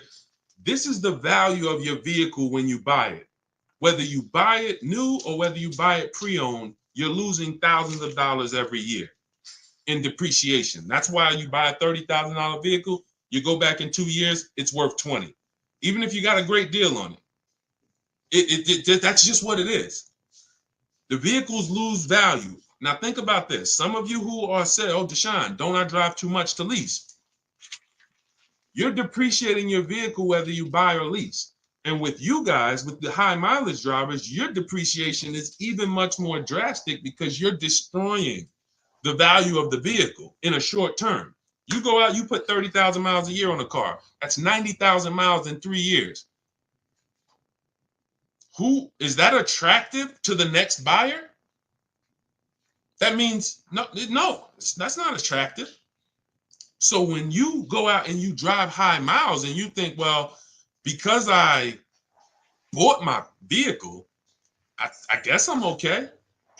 No, because the asset, the depreciating asset that you actually own, you have destroyed the value of it. So if you went and paid cash for it and put, cash into it, you would see how much value you lost. The name of the game, and remember this is the moral of this story. The name of the game with deciding whether you're going to buy or lease is, how am I going to beat depreciation? Am I going to do like what the thing about these people who've had their cars a long time, this is what their depreciation looks like. If their value today is 7,000, a year from now, it's probably going to be 6,500. They're not losing much. Everyone, Stuart Wilson, you've had a car 8 years. A year from now, it's going to be worth a little bit less, not a lot. You're not going to lose thousands of dollars like when you first bought the vehicle. So what you do when you buy your vehicles and you lose all of that money in depreciation, and then you turn around and instead of getting to what I call the reward stage, which is what these other people are at, they're at the reward stage. Vehicle is not depreciating much anymore. You go and turn around and go get another vehicle. You're like a kid at the playground who just wants to keep going on the sliding board. You go on these 5 and 6 year sliding boards where you take out all these loans to pay these cars off, 5, 6 years, 7-year loans, God forbid. You pay them off. You ride that depreciation down. Your vehicle was worth 30. By the time you end up paying off the loan, it's worth 12. Then you go and turn around and you do it all over again. It's a constant loss of thousands of dollars because you're paying a lot more than a person who would be leasing would pay. So what's the moral? If you don't buy your cars and keep them 8 years, you shouldn't be buying. It's that simple. It's that simple. Nothing to do with miles. Everything to do with time. Here's an example of somebody who got a high mileage lease, above average. Jen. Jen gets a below market lease on her Honda CR-V hybrid. I always tell you guys, when you shop for your leases, we always shop with 12,000 miles per year. You must get 5 offers. Because if you don't get 5 offers on any car, and this is for used cars, this is for new cars, this is for leases. Cars are not, it's not like the Apple store. And then y'all start typing your questions. What we'll do is I had to lay out this foundation, and then we'll start going into questions. But without the right foundation, you're not going to be asking the questions you should be asking. So some people think, you might have been taught, or you might have been programmed to think that, all right, somebody will say, Deshaun, I went to Nissan. They gave me a quote for a lease. Nissan is overpriced. Thank you, David. Nissan's not overpriced. That one Nissan dealer is overpriced. So if they got you to think that every Nissan dealer is one price, you go to California, that's like the Apple store. You go to California, the Apple, you want an iPhone 16, it's going to be the same as New Jersey. It's going to be the same as Florida. It's totally different with cars. One Nissan dealer has one price. Every Nissan dealer has a different price. Some people are going to charge you over sticker. Some people are going to discount a little bit. Some people won't discount. Some people are going to give you the rebate. Some people are not going to give you the rebate. It's all over. Everyone's competing, and their goal is to make you think there's no reason to shop around because we're all about the same price. We're all the same price. That's what they really want you to think. We're all the same price. But you take a look at Jen. Jen gets 5 offers. Her best offer on a $40,000, almost $40,000 Honda CR-V, $512 a month on her lease. $512 a month, no money down. We always shop for leases with no money down. Do not let these commercials make you think you must put money down when you lease. There is no requirement of putting money down when you lease. That's a gimmick. Because if they can get you to think that, then you're going to do it. But as you can see, I'm going to show you several people throughout the rest of the stream who we always shop with no money down. All we want to do is give them our first month's lease payment. We drive off as long as it's under our budget. $512 a month she gets. That's a 1.3% lease. Her payment is 1.3% of the MSRP. The way we judge great lease deals is with the 1% rule. So if your lease payment is 1% or lower of the MSRP, you stole the vehicle. Anything 1% to 1.5%, good lease deal. Above 1.5%, bad lease deal. A lot of people signing bad lease deals. They don't know it. How do we know it's a bad lease deal, Deshaun? We add up the payments. Just add up the payments. With a lease, the name of the game with a lease is driving the most money. I see you, D Hall. We're gonna get to everybody's questions. I see you. We got a lot of questions coming in: Instagram, TikTok, Facebook, YouTube. Let me just lay this foundation, and then we'll do some serious Q&A. When you look at Jen, she's paying $512 a month. That was her best offer of all the offers she got. We do this from home, and then she bumped it up because she needed 18,000 miles per year. In my book, I have it's like literally a paragraph. It's called "Choosing Your Miles Wisely." One of the worst things you can do with a lease is to not get the mileage that you truly need. And a lot of people do that. They'll go in knowing they need 15,000 miles per year, but they get 10. It makes no sense. Why? Because they're saving $25, $30 a month, to go from 12,000 to 18,000 miles a year. Jen is paying $50 more per month. That's it. $512 a month to 18,000 miles. Now, let's just say, for the sake of you, David, if she was doing 30,000, she might go from $512 a month up to $675 a month. It's not $300, $400 more per month to get additional miles. So what we do is we shop for our leases, we get our below market offer, because we get all these offers, we choose the lowest one, and then we bump the miles up to what we need. Because you buying your cars as a short-term driver. Now, if you're a long-term driver, David, then you don't need to lease. What does that mean? Deshaun, I keep my cars 8 years. Forget about leasing. You drive 30,000 miles per year. Get a below market purchase, new car, used car. There's plenty of cars, 8 times 30, that's 240,000 miles. I'd be getting a car that has a history of, being good, on a high mileage, Hondas, Toyotas. There's a couple cars that have long-term records I just drive that car. When I get to 8 years, 9 years, I'll go swap it out. But if you're not keeping your cars that long, if you get to the 3-year mark, 4-year mark, and you're like, okay, it's time for me to go and put, I know you. I spent 14 years in the car business, 10 years inside dealerships. People coming in, hey, Deshaun, I want to get out of this car. Yeah, I drive a lot. Okay, how much do you owe on it?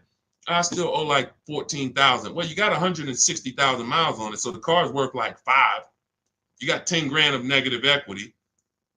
The only way you're going to avoid that is if you put a lot of money down. That's it, because you're prepaying the losses. So it's like every deal you do, you either put 10 grand down, 15 grand down. Yeah, you're not going to have no negative equity, but you ain't getting that money back. That money's gone. The car is drinking it. Like, okay, thank you for that 15,000. You won't get that back. When you lease, you're just paying a little bit every month, and you're keeping that money in your bank account. Depreciation, you're not going to beat it. That's where we're losing. That's where you're losing. Depreciation in the short term with cars is going to destroy you. It's just you can't avoid it. Some people think, oh man, my cars go up in value. I got a car with high resale value. You don't own a rare Porsche or some rare, collector's item car. We had one run, y'all, 2021 to 2023. We had one run where cars had limited supply, and we were able to sell cars for 10, 15,000 more than what they're worth. 7,000 more. That's why if you look at my old TikTok videos, when I came to TikTok and Instagram, I was wanting cash out, everybody. Sell your cars. You're never going to have a time in history where we could do this again. Sell it. And we had people selling leases, making 7, 10 grand. We had people buying cars that they had just bought in 2020, turning around, selling them 2022, getting all their money back. It was beautiful. It's over. It's over. We're back to a normal market, normal depreciation, and that's just what it is. Okay? So the foundation I just laid is step 1 in my book. My new digital book is called Cars from Home, 7 Steps to Saving Time, Money, and Avoiding Dealerships. It's already 5-star rated. You can Google it. It has everything I teach step by step on how to get below market leases, purchases, new cars, used cars. in a step-by-step way. What we just went over was step one, which is what I call the most important question, which is how many years are you keeping your next car? This is step one. The next car you're going to buy, how many years are you going to keep it? If it's less than 8, then you need to be shopping for a below market lease. If it's more than 8, you should be shopping for a purchase. That's step one. So now, part of my welcome offer, you can get your copy of Car From Home for 75% off. It's normally $97, but if you go to my TikTok bio, the Instagram bio, the Facebook comments, or the YouTube comments, we have a link for you, and you can activate your 75% off for 30 minutes. That's my welcome offer to you. As long as you get there before 30 minutes, you got your book. It'll be in your inbox by the time you get done with the stream, and you'll have everything we teach in a step-by-step way to make sure you always get below market deals. Okay, but that's only step one, what we just went over.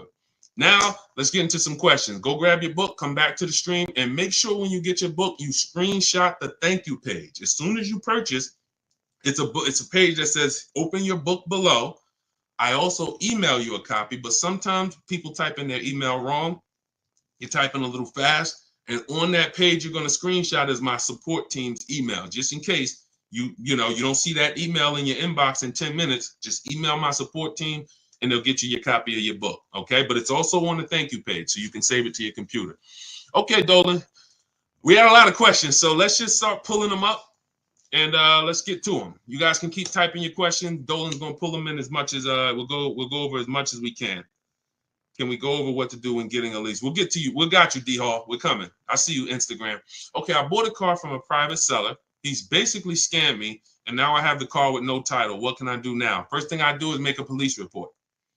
If we're talking about a seller who illegally sold a car or sold a car without a title, you don't want to be trying to do these things yourself. You want to make a police report, and you want to let the seller know I'm making a police report. Because when you start accusing people of a crime, people start to do different things when they know the police are involved. See, when we're scamming people, I had a video that I posted the other day. Somebody called me and said, a friend of mine, he said he bought a car from a dealership. They didn't honor the warranty. I said, okay, first thing you do is call the police, have them over there, meet you over there, have your paperwork ready, and you're going to make a police report that this dealer is not honoring the warranty. And this see, when people don't like to see police, companies don't like to see police. And especially if you're recording too, hey, I'm making a police report today, I'm live. People don't like that type of publicity. So the first thing I would tell you to do is let this private seller know who hasn't gotten you the title, I'm making a police report. Give them as much information as possible, and then go from there. You might want to go afterwards because is the vehicle stolen? We don't know. How do we know it's not stolen? He doesn't have a title. So, hey, let's pull his vehicle up. Where did it come from? It's a tough thing. See, the bad thing about cars is once you make the decision, it's hell to get out of it. Once you make a bad financial decision with a car, it's extremely tough. You got to eat the loss. So the best thing to do is find out, how do I get cars without making mistakes? Because when I make a mistake, I have to eat it. It's buyer beware with cars. It's not like real estate where, you can sue people. People can lose their license. Very different. With cars, buyer beware. You're really on your own, which is why y'all notice we don't hear a lot of dealers being sued. Right? Y'all notice that? Look, and who knows that there's tons of dealerships all around the country ripping people off. There's 100,000 used car dealers in the U.S., 17,000 new car dealers in the U.S. So you're talking over 110, 115,000 retail establishments for cars. We know it's a lot of them that's ripping people off. We don't see them in court. We don't see them being sued. We don't see them going out of business. Why? Because their contracts say it's your job to protect yourself.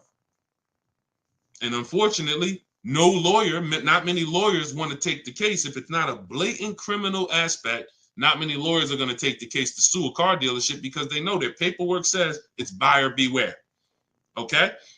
So that's the first thing that I would do. Make the police report and try to see if we can track down the source of this car, where did it come from, who owns it, And you know, that's the first thing I do. And I wish you the best with that. That sucks, man.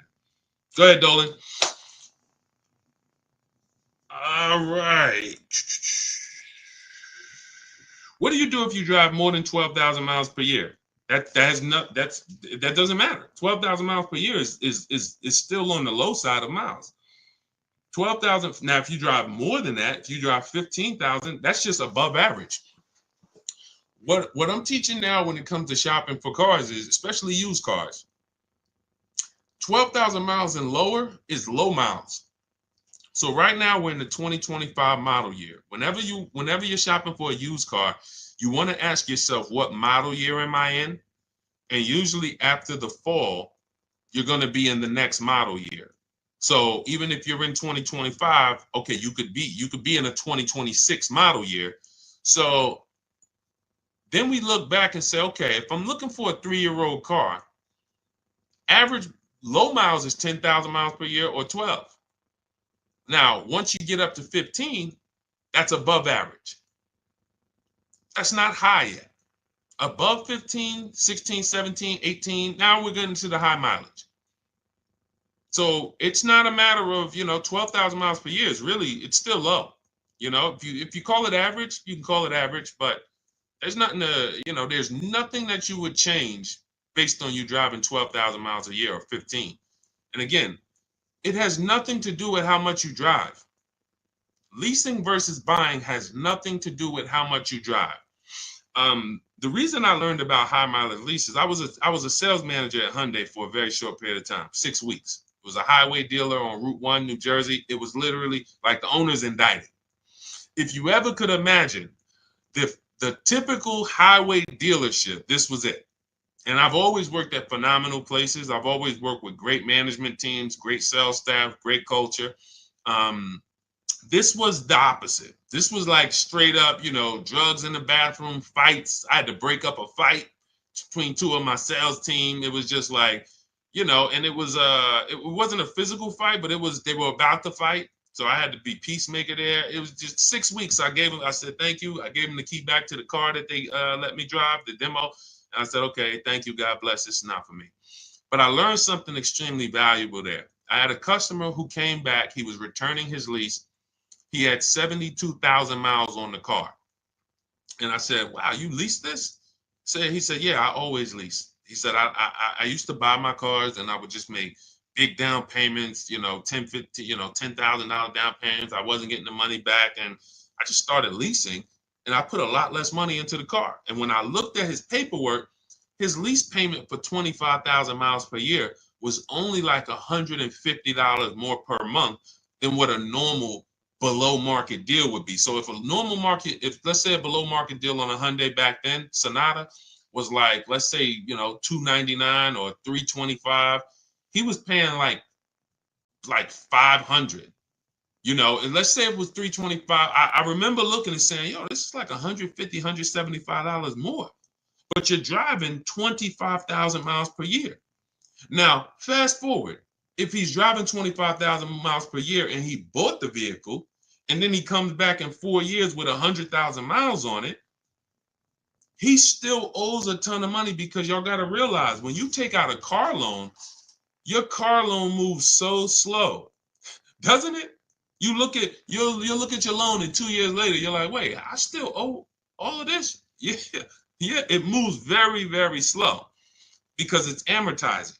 So you don't really start seeing that the car loan's being paid off until when you got like 2 years left. But the first 3-4 years, you're like, man, I'm not even making a dent in this thing.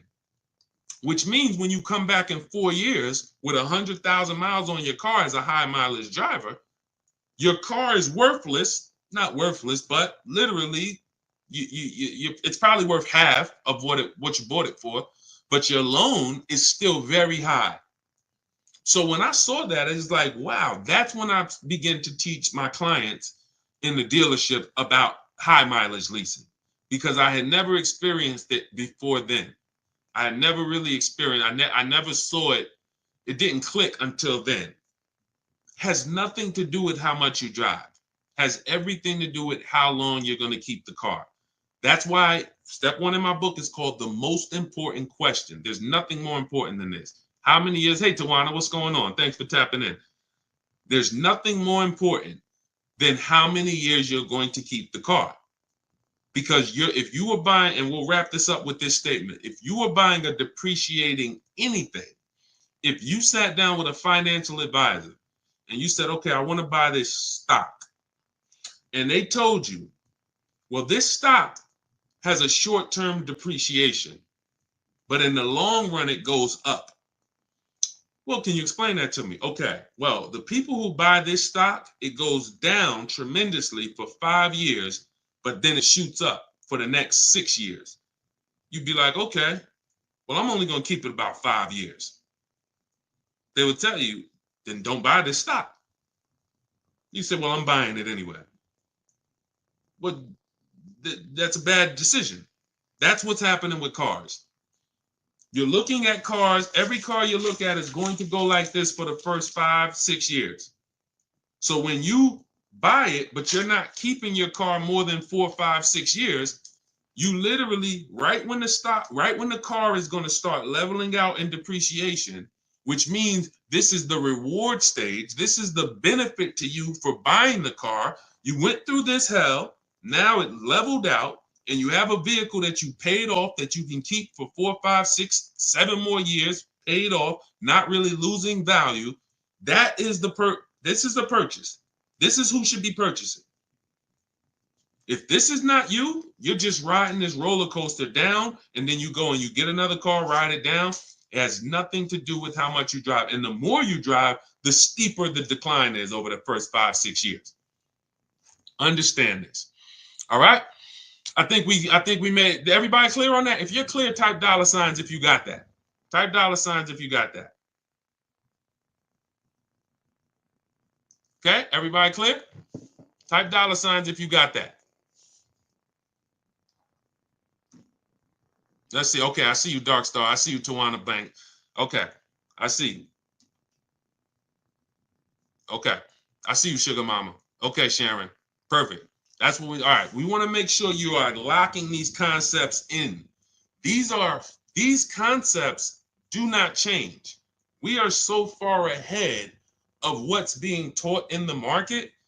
You don't have to worry about these principles changing pretty much in our lifetime. Something would have to drastically change with cars for these principles to change. We're just ahead of the market. And unfortunately, if more car salespeople were taught these parameters and they were educating their clients, we wouldn't have to. There would be no place for us to do online education because car salespeople would be held to a very high standard with the threat of losing their license if they had to get one, or losing their ability to even be in the business if they had to learn these things, but they don't. You come in with a good smile, you say, hey, I want to make some money. You will be selling cars the next week, working with the public. Never sold cars a day in your life, don't know about loans, depreciation, resale value. Come on in, say, hey, all you got to do, if anybody's looking for a job, you want a career change, you just like, man, you know what? I think I would go right into a car dealership. You go into 10 car dealerships, say, hey, can I speak to the manager? Hey, look, I'm looking for a job. I just really want to make money. And you know what? I think I got a good personality. You'll have a job. You'll be selling cars in a week. That's who's helping you make $50,000, $100,000 decisions. That's who's helping you. So protect yourself. All right, my car insurance told me that insurance would double on the lease versus a purchase. That's just not true. You need to shop other insurance rates. That's just not true. Now, if you have a vehicle that has, you have if you maybe have a liability only policy, but full coverage is full coverage. If we got to, watch this. This is interesting. When you lease, what shows up on your credit report, when I lease, like, let's say I lease a $30,000 car. Let me use my car. The last lease I had was a Jeep Grand Cherokee. Jeep Grand Cherokee. I see you, Presario. I see you, Stately Natural. Thanks for tapping in. I see the $signs, Instagram. What I noticed, like, all right, I got a $33,000, $35,000 Jeep Grand Cherokee Laredo, 2018. I leased it for $330 a month. No money down, $330 a month. I paid about $12,000 over 39 months. When I pulled up my credit report, that's the amount that shows. 12,000. 12,000. Why is this important? Well, if I had purchased that $35,000 vehicle, how much is showing on my credit report? Balance due. 33, 34, 35,000. Whatever the whole loan is. So now outstanding is 12,000. Outstanding is 12,000.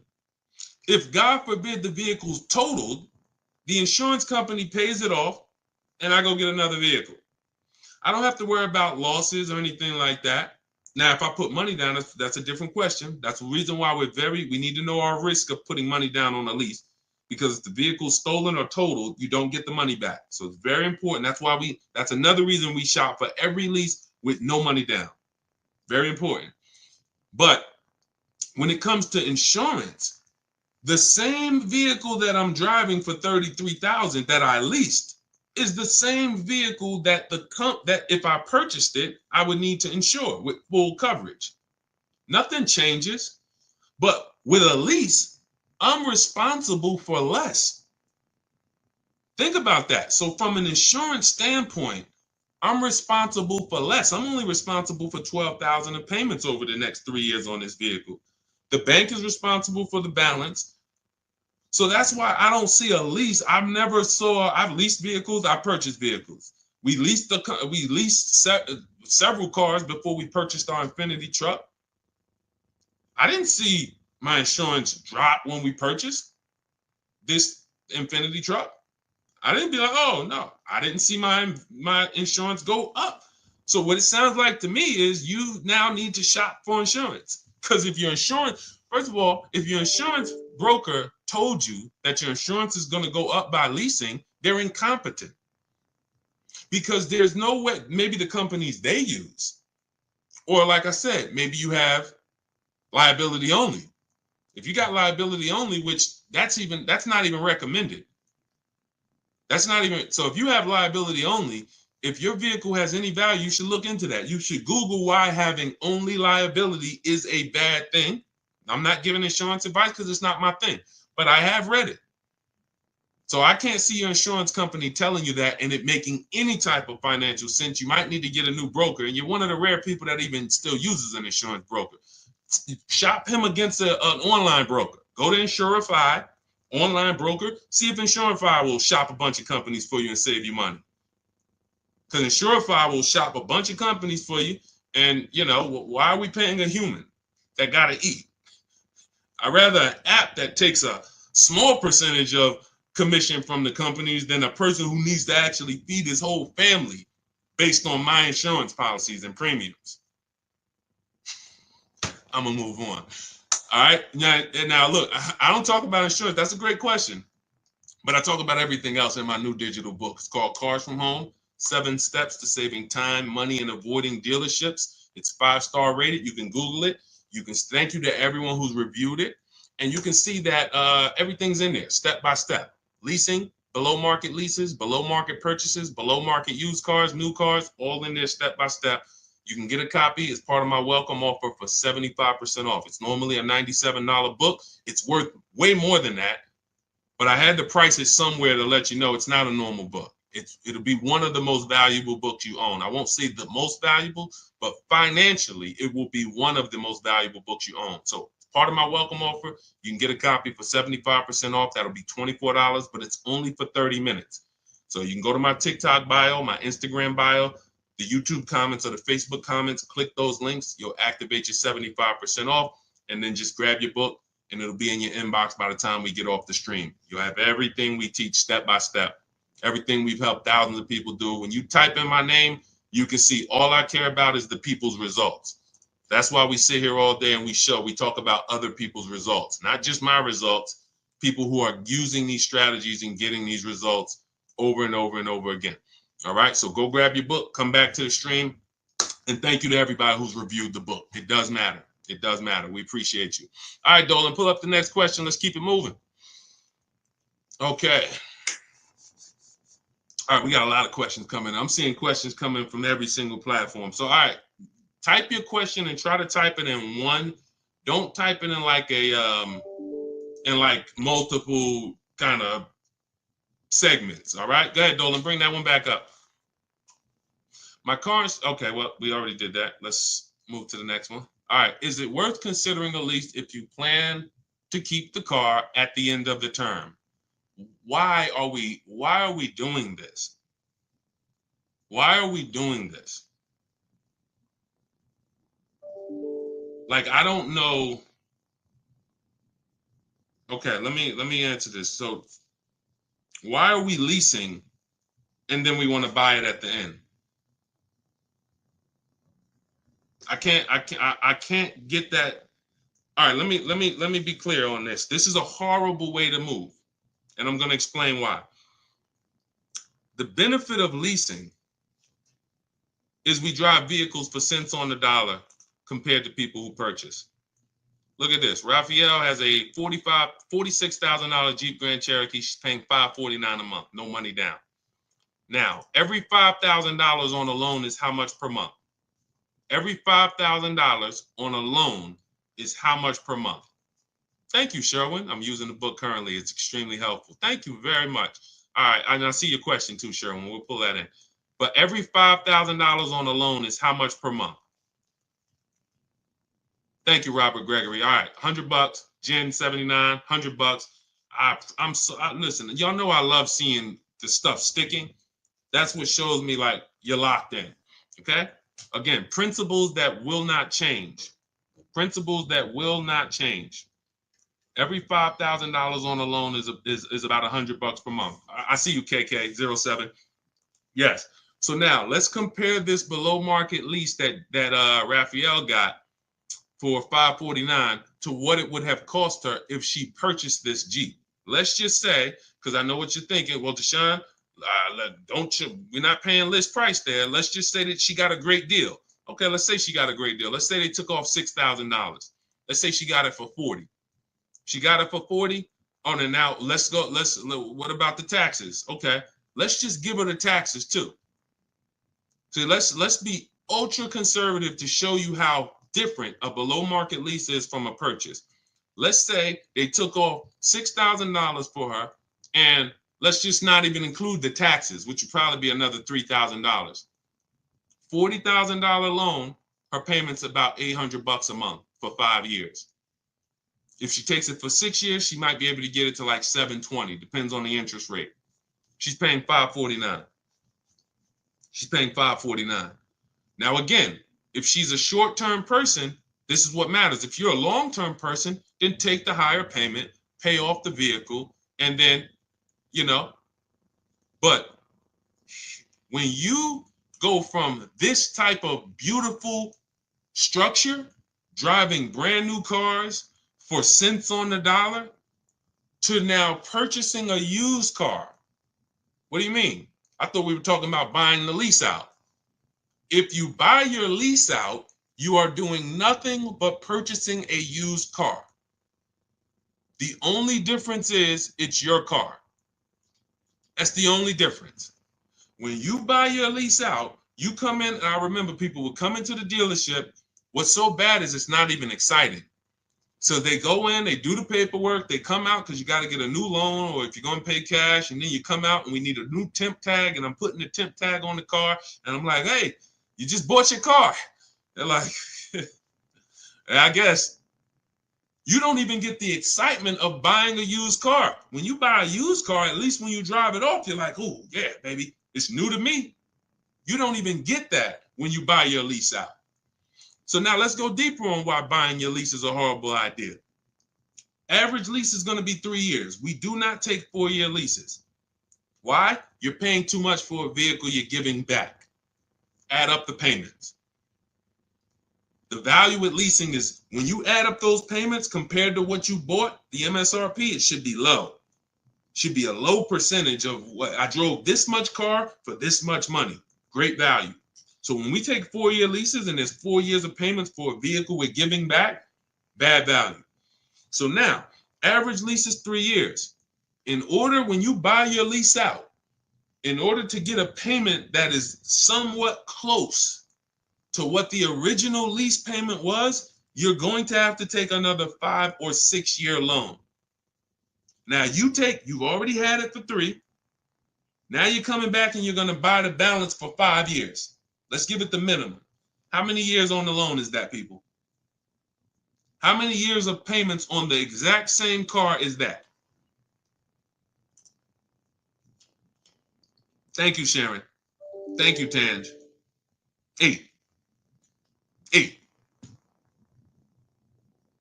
Nope, Jim. It's 84.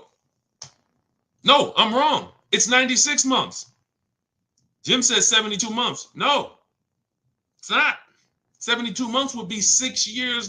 That's the max loan that we take. In my book, I have something called the rule of 72 and the 10th birthday, which means you should never take a loan longer than 72 months, and your car should be paid off by the 10th birthday if you want to avoid the risk of having an older car with a payment. Things can go wrong and you still have a payment. So we never take a loan. So 72 months, Jim, is 6 years. When you buy your lease, when you lease for 3 and then you buy it for 5 years, that's 96 months of payments, 8 years of payments on the exact same car. What smart person is taking 8-year loan? Anybody signing up for that? Any of you walking into a dealership saying, hey, give me the 96-month loan? Anybody? Is anyone going to walk into a car dealership at any point and say, hey, all right, show me what it looks like for 96 months? I'm seeing, look, we're on 4 platforms. I was quiet on Instagram. Sharon said no. Anybody? Never, right? But we have tons of people. Look, Tan said, hell no. But we have tons of people who have leased their vehicle for 3 years and they go and buy it they buy the balance out with a 5-year loan. And there are some who take a 6-year loan. And I'm going to tell you why, because I remember when I started teaching this for our books, my Infinity lease was ending. And I said, you know what? I want to look at, my payment was $390 on that last Infinity. I wanted to see how much it would have cost me to have a payment close to a $390 payment to buy out the balance on the Infinity, 6 years. And it was a little higher. It was like $410. So many people are buying their leases out with a 6-year loan when they've already leased the vehicle for 3. 9 years of payments. That's 108 months. It's 108 months of payments on the exact same car. The bank loves you. That's why we don't mix buying versus lease. We don't mix. If I'm going to lease, look, here's the question. Simple things. Simple principle to lock in. When I'm leasing, my first question whenever I'm buying my vehicles is, am I going to keep it more than 8 years? Am I going to keep it definitely more than 8 years? If your answer is no, okay, I'm shopping for a lease. Okay, my lease is about to be up. All right, time to start thinking about my next vehicle. What's my question? How many years am I keeping the next vehicle? How many years am I keeping the next vehicle? It doesn't change. Okay, I think I want to start. I want to buy something. I got my eye on something. I want to keep it at 8 years, 9 years, 10 years. I got my dream vehicle that I want to get right now. I ain't think I'm going to keep that thing until the wheels fall off. Perfect. No point in leasing. Don't even think about leasing. These are the principles. Because the depreciation, a person who's driving a below market lease, you cannot catch up with them if you purchase. If you got a used car, if you bought a new car, doesn't matter. They're driving vehicles for so cheap. Below market leases. I'm not talking about commercial leases. I ain't talking about the stuff you hear your people saying, man, look at I'm paying a lot for this lease. That ain't us. Don't listen to people who don't know how to get below market deals. They're going to tell you, look at Teddy, $73,000 BMW, $829 a month. His final payment, that was his counter offer, $856 a month. He uses our system. One of the things I teach is we do this from home. We go online, we contact multiple dealers. We actually contact 25 dealers in about 20 minutes. I have email scripts that you use, you copy and paste, and we get at least 5 offers and then we choose the best offer. Very rarely is the best offer going to be your closest dealer. Like, look at the closest dealer. He said his closest dealer's offer came in at 937. His best offer was 856. So the closest dealer is not usually going to be your best offer, because when they see a zip code, they think, oh, when I worked for Mercedes, they told us that they told us NADA tells us most customers only shop 2 dealers. Car dealers know that about you when you walk in. So that means, all right, we're going to talk to this person. Odds are they're not going to shop us, and they're going to try to negotiate with us, and that's okay. We'll tell them we're giving them a good deal. We'll take off $5,000. We'll show them this, but we'll never give them, see, 8 out of 10 dealers are not going to go below a certain number.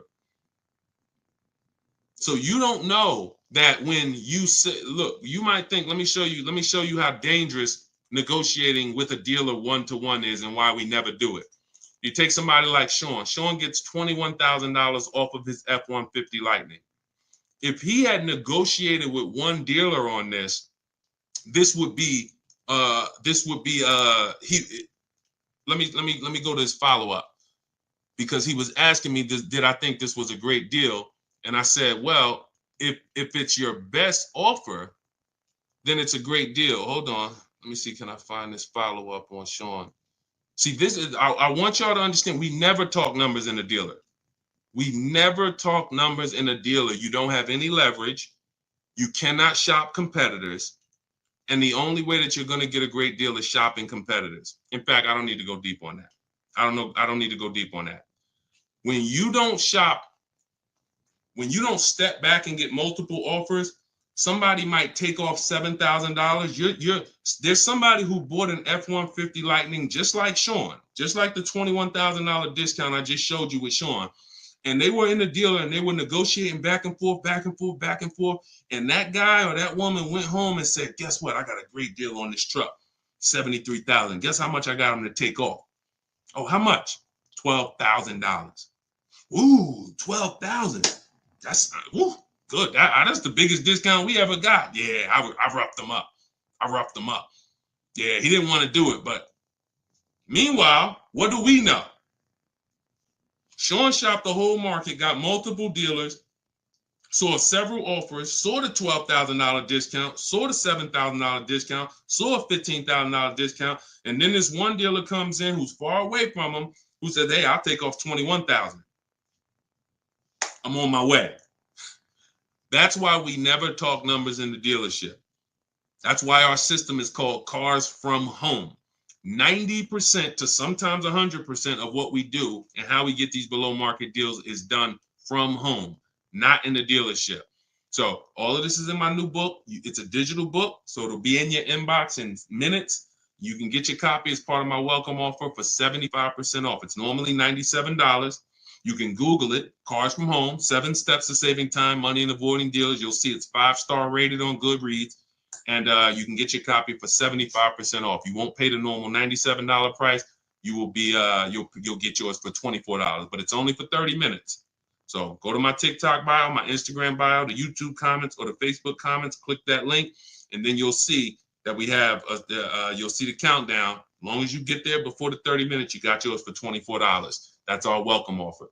And make sure you screenshot the thank you page, because on that page is the link to open the book as soon as you purchase, but it also is my support team's email in case you type your email address wrong.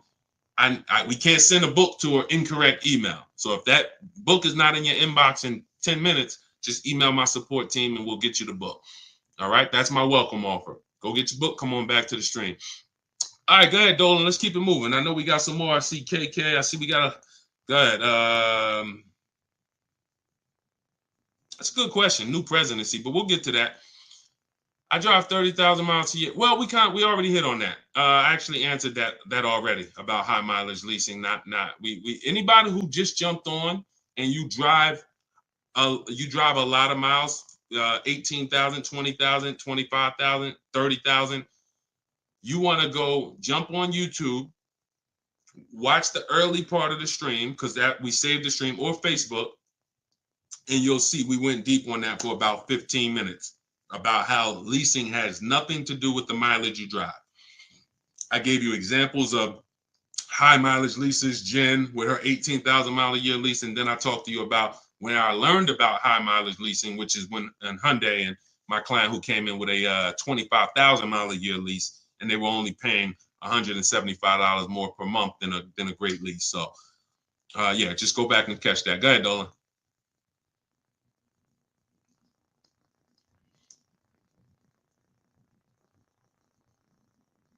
Go ahead, Dolan. This is a similar question. 30,000 K lease with just a similar question.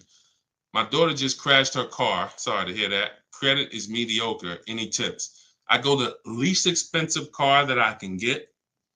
When we don't have the credit, one of the worst things we can do is to tie up money in a long-term deal where we take all right, let me put it like this. In my book, I have two strategies. See, let me explain why the first question never changes. First question is always, how many years are you going to keep the car? Because there's two types of people who don't have the credit and they're keeping their car long term, or people who don't have the credit and they're not long term, which means they should be leasing, but they don't qualify for a lease right now. So let's assume that you're the first type of person. You're going to keep the car 8 years or more, but the credit's not good. Your mission is to make sure you get a great car. You can use our strategies, new car, used car. We need to get a great quality car below market below market price. We don't want to go out there and overpay for the car, because this is what people who don't have good credit tend to do. You go out with desperate vibes, desperate energy, and you basically say, whoever can get me in a car, I'll sign up for it. Which is why I've seen people rave about, hey, go see Joe. Man, and one thing about people who don't have good credit, they will go and tell their friends, and any of their friends who may not have good credit, hey, go see my man Joe, he'll get you approved. Joe is making tons of money on you, because Joe is making, I remember these deals would make $8,000 to $10,000 minimum for the dealership. Between the price of the car they sold you for and between the loan, these deals were washing out at $8,000 to $10,000 minimum. Very, very profitable deals for the dealership. Why? Because the people they don't know there's other options. Whenever we buy a car, we always separate the purchase of our car from our loan.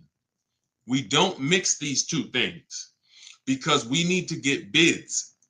Some of you who've been on our streams, you know everything we do is a bid. We need to be getting bids. When we're getting our loan, we have multiple banks and credit unions submitting offers to us, and we pick the best one, because there's a lot of money in loans. Why do you think banks are in the loan business? There's a lot of money in loans. They don't sell cars, they sell money. When we are purchasing a car, we are getting bids because all the dealers have different prices. So someone needs to win a bid. When you go into one dealer and just work with them, you've given yourself no opportunity to see the market and get bids, get offers, multiple offers. And when we sell our car, we get bids. We only sell our cars to companies where we could get multiple cash offers. Driveway, Vroom's out of business. Carvana, CarMax. We have 6 companies in my book. This is step 2. So the point is, if we are a long-term person, our mission is to find the best car we can find, because we know we're going to pay more in interest. But interest can be fixed with a refinance when my credit's better. So if I was buying a car to keep for a long time, 8-10 years, but I don't have the credit, I'm going to go and I'm going to find the best car. I'm going to shop for my loan independently. We have a strategy in my book. It's called the bank bidding war. We separate these things. Now, because your bad credit or your mediocre credit should not be between you and the dealership. It's between you and the people loaning you money. Type a $sign if that makes sense. I'm going to say that again. Anyone who has mediocre credit or bad credit Your bad credit or mediocre credit is not between you and the dealership. The dealership sells the car. It's between you and the lender. The lender comes to you and says, hey, all right, you're buying a $20,000 car here. We'll loan you the money, but we got to charge you 22%. Cool. I got a great price on the car, though. I got a great price on that car, which makes it even better for the lender because they're going to see, okay, the loan to value rate. Yeah, you did get a great price on the car. Helps us just in case we need to repo the car. We like that you're not underwater. Versus walking into a dealer saying, hey, you know what? My credit's not good. Can you get me approved? Now, not only are you going to pay 22%, but you're going to pay for the same car that you could have got on the market for 20. They're going to charge you 23 plus interest. So now they're burying you because you came in desperate. So my mission would be to find a great car, shop for my loan separately, and then realize, all right, if I'm paying 22%, all right, let me work on my credit. Work on my credit. Great. Year from now, 18 months from now, I got good credit. Let me refinance this car loan. I'm keeping the car though. That's different than a person who's not going to keep the car. It's a short-term person. If I'm a short-term person, I should be leasing, but I can't qualify for a lease right now because I'm not at like a 660 credit score or higher. Let me just shop. All right, let me go and I'm gonna buy an inexpensive car, least expensive car I could get, $10,000, $12,000 quality car, and then I'm gonna flip out of that car in 2 years. I'm gonna have 2 years of on-time payments, build up my credit, and then I'm flipping into a lease. Everything we just laid out is not what most people do. Most people will go in, they say, look, my credit's not good, but I want to get that $23,000, Honda Civic with all the features. Honda Accord with all the features that I want. Boom. Now they're overpaying for the car, not really shopping for a quality car. Maybe they got it if it's a Honda, but you still could get a bad Honda. Are you checking service records? Are you checking accident history? You could have a great car, but you bought a bad one. And most people don't want to sacrifice. They just want to go in and get the car. So that's the two strategies. Those are both in my book, by the way. Short-term strategies for people with bad credit. I should be leasing, Deshaun, but I can't qualify right now. What's my setup? So that in 2 years, I am leasing brand new cars. That's the play. And then the long-term strategy for people who are buying, don't have the credit right now, is quality car. Let's get our loan. We'll pay more for it. When our credit's better, we refinance the loan. Both in there. So if you want to get your copy of Cars from Home, my new digital book, it's 5-star rated, you can go to my TikTok bio, my welcome offer, 75% off. You'll have everything I laid out step by step and more. Because your household's going to be different. The reason why Cars from Home, my new digital book, is so valuable is because in your household, let's say your spouse wants to lease, your daughter needs a pre-owned car, you want to buy a new car, it's all in there. Your spouse is a high mileage driver, your daughter wants a used car, you don't have good credit. There's 3 different strategies in there for you 3. Y'all are 3 totally different people, and each path is in that book for you guys to get to the below market purchases based on that. Okay, so if you want your copy, go get it. It's part of my welcome offer, 75% off, but only for 30 minutes. In my TikTok bio, my Instagram bio, the YouTube comments, or the Facebook comments, click that link, go grab your book. You'll get it for $24 instead of the normal $97 price, as long as you get there before the 30-minute timer expires. Right? Go ahead, Dolan, shoot the next one up.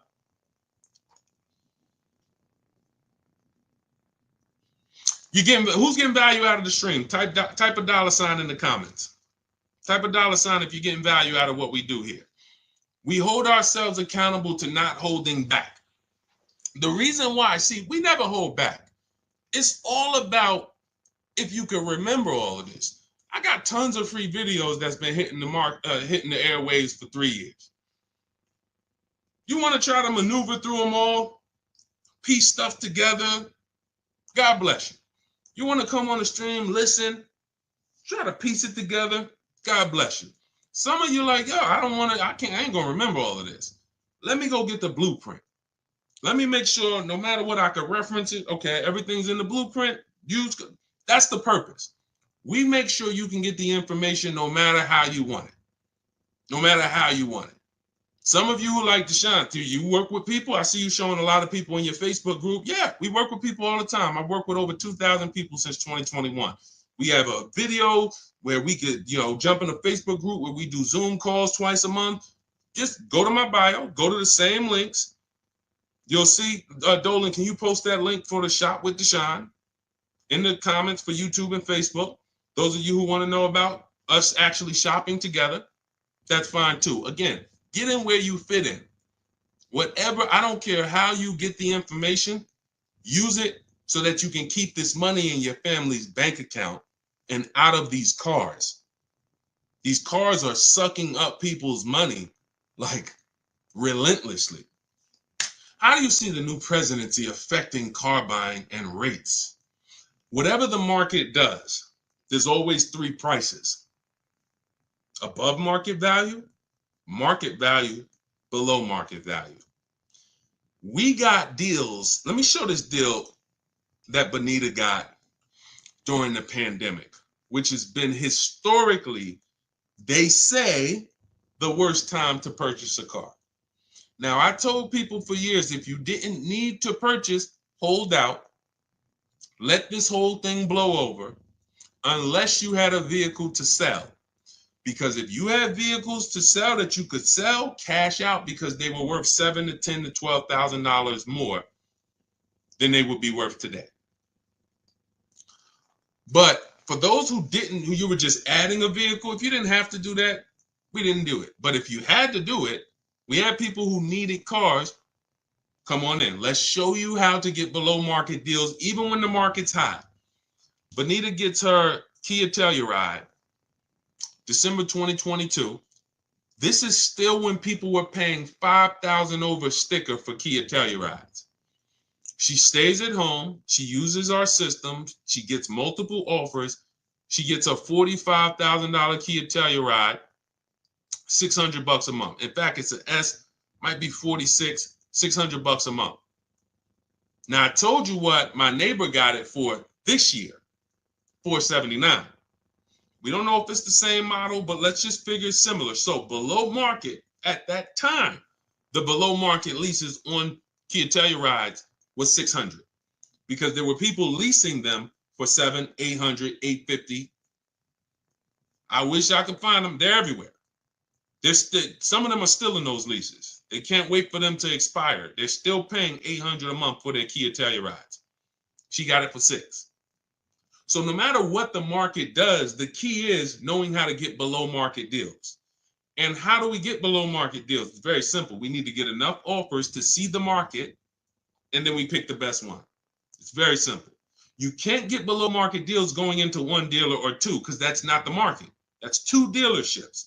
The market is within 100 miles, 75 miles. What is the market? Everyone who has this car I want, what's the best offer? Doesn't matter. And here's what I always say. People with no skills are going to pay above market value. People with negotiating skills are going to pay market value. People who make dealers bid and get multiple offers get below market value.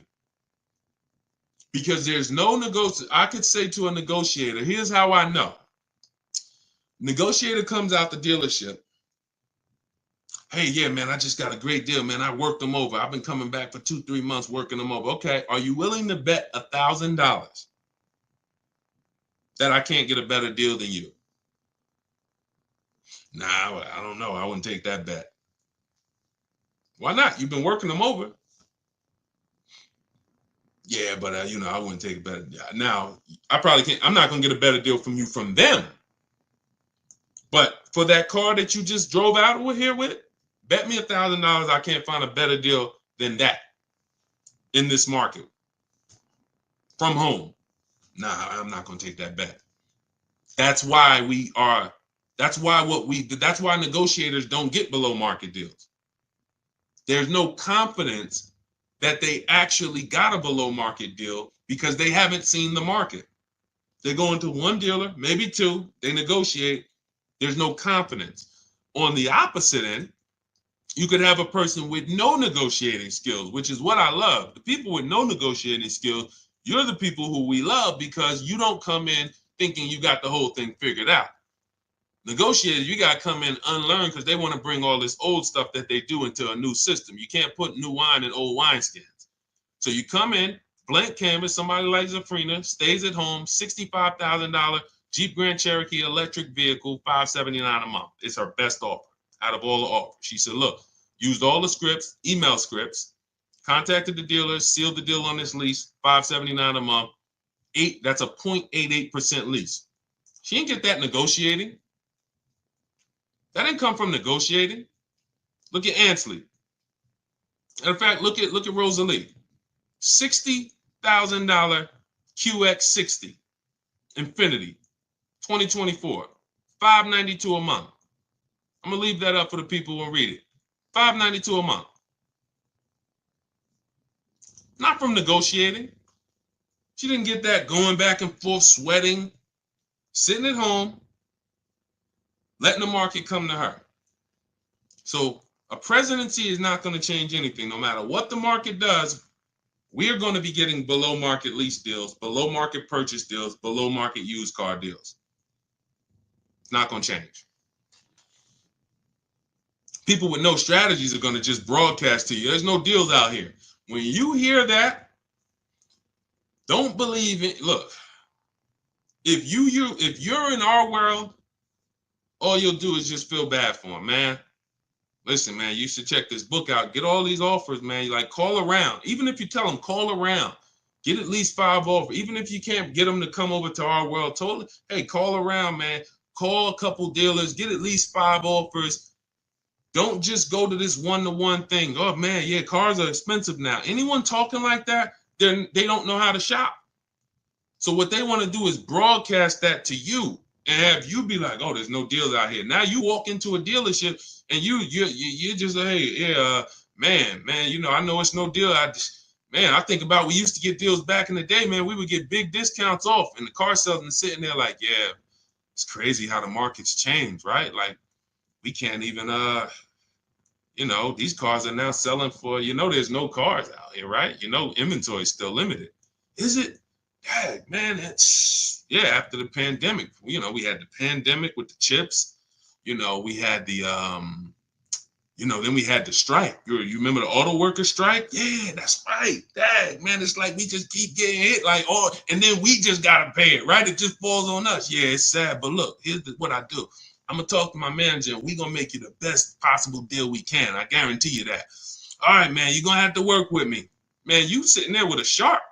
You are blood in a shark's mouth. He can taste it. You just said everything I need you to say for me to know that I'm about to make 5, 10. I might make a $1,200, $1,500 commission on you because I'm gonna make 10 grand for the dealership. These people are not your friends. And look, I'm the bad news first person. Look, I don't leave you there though. So I'm not the person who sits here and just goes bad news. But I gotta tell you that that you shopping the way they have programmed you to shop is bad. I can't sit here and make it look like you guys are doing okay. You know, just keep going that way. Let me teach you some negotiating tactics to go back and forth with these car salesmen that negotiate 3 times a day, 15 times a week on cars, and you never know what they own the car for, but I'm going to give you some tactics where you could go toe-to-toe with them, and you can't win. You don't know what they own the car for. You don't know. The name of the game is step out of it, step back, relax at home where you're in control, use the internet, a beautiful tool that allows us to shop for TVs, shop for groceries. We can shop for all of these things comparatively, right? Using the internet. We just use it for cars. That's exactly, Sherwin. That's why we need the 25-5. Exactly. How can you tell if you're getting a deal when you're looking for a vehicle that is being marked up? Multiple offers. It's very simple. We expose the dealers who are charging high prices. Let's go back to Teddy's deal. I would assume that on Teddy's BMW here, $73,000 BMW, he said his highest offer, he said, I received 10 offers. I only used the scripts provided. That's the email scripts. closed on a 2024 BMW i4 M50, $856 a month. His highest offer during this process was $1,123. There's no doubt that that was a marked up offer. That dealer is going to sell that car to someone else. But when we shop, we're talking to people online by email, and we're getting their best offers. Some dealers' best offers are marked up. That's just what they do. They would rather not sell the car to us because they know someone's going to walk in tomorrow that I could sell this car to for $1,100 a month. No problem. It's just not going to be me, or it's not going to be one of us. But that's okay, because if they weren't selling it for $1,100 a month, they wouldn't have made that offer to Teddy when he gave them everything they needed to make him an offer. Here's our offer, Teddy. Take it or leave it. It's $1,100 a month. No problem. But I got another offer for $986, and his best offer ends up being $856 a month. So it's not about negotiating with dealers with markups. It's about exposing the dealers who don't have markups. It's about exposing the dealers who have markup. Okay, yep, I can see you just, yep.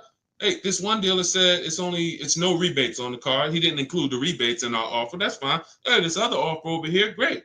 Oh, he says it's $5,000 in rebates that he gave me.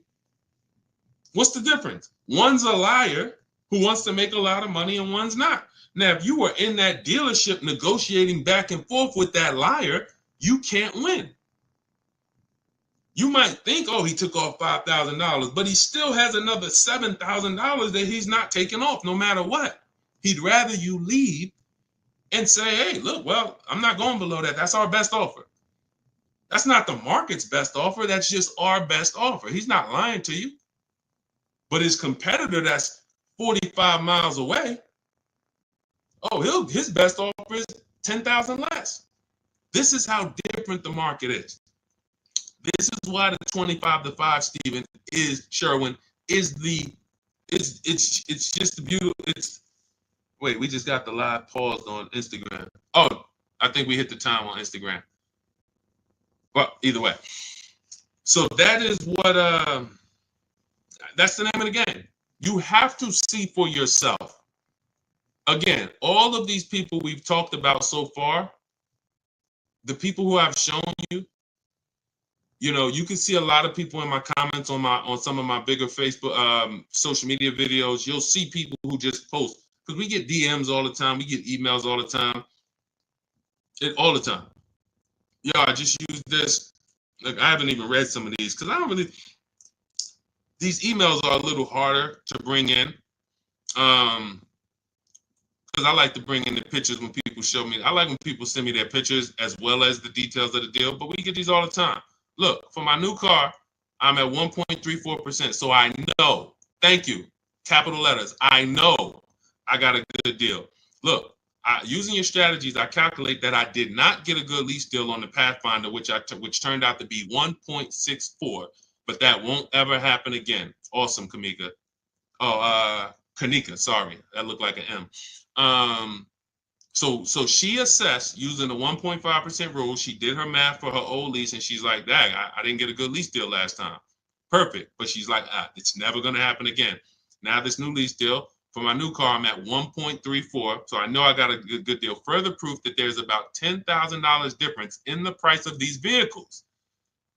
But I'm saying that I'm paying the same price monthly that I was paying on the lower trim with way less features. Using your books and scripts, I negotiated with about 6 different dealers, with the best offer coming in right at 1.5, and then at the very top of my budget. I was about to move to my Plan B vehicle when a 1.38 offer came in, and then we have a counter offer calculator. She ended up getting another $15 off, bringing it to 1.3%. Look, I will be using your book to help my mom with her vehicle purchase next year, and for myself and my family for years and years to come. I just wanted to say thank you for putting yourself out there to teach people these skills. Much love and appreciation. Now, I got to start reading these emails more during the show. Thank you, Kanika. That just gives you a nice, warm, fuzzy feeling. See, I don't care about nothing else but people keeping money in their house. That's what I hold myself accountable to. All of these people out here teaching stuff, and if they ain't getting results for their people, they shouldn't be teaching.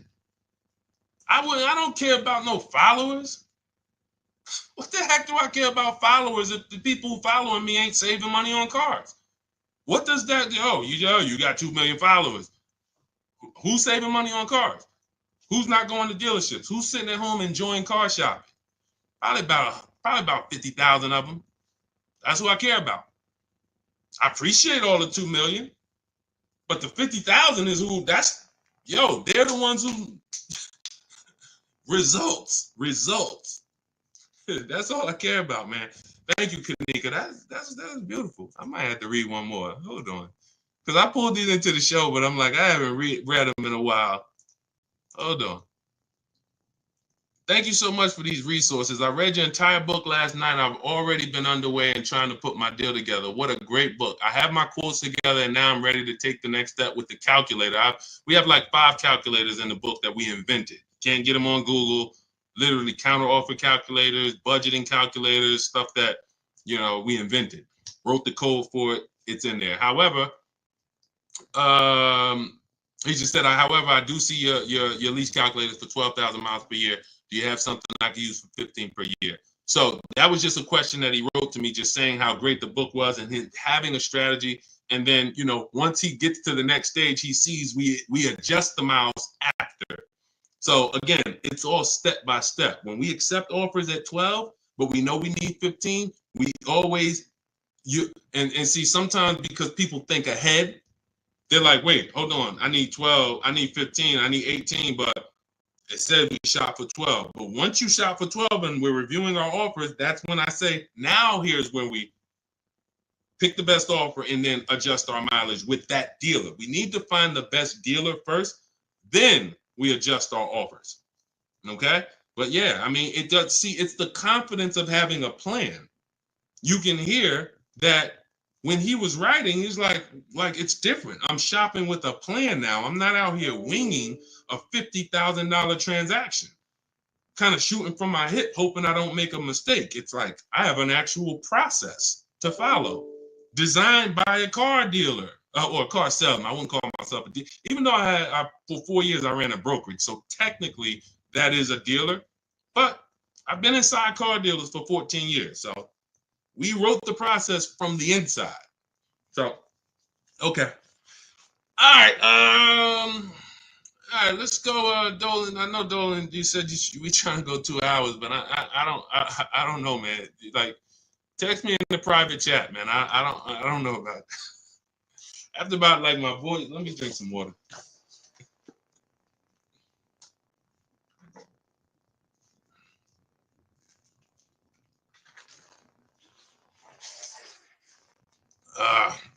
If you lease, do you have to pay the taxes? They go in the payment. When we lease, we have a template that we send out to dealers. And here's what it says. You have to tell dealers how to give you the offer. Part of the problem with why your shopping online is not working, why it's frustrating, it's 2 reasons. 80% of dealers are here to make it hard, because making it hard makes them more money. They are trying to frustrate you to get you to come in. That's why you notice, who notices, type right. Type right if you notice this. One of the first questions that you're going to get when you're on the phone with a dealership is, when can you come in? Is that right or right?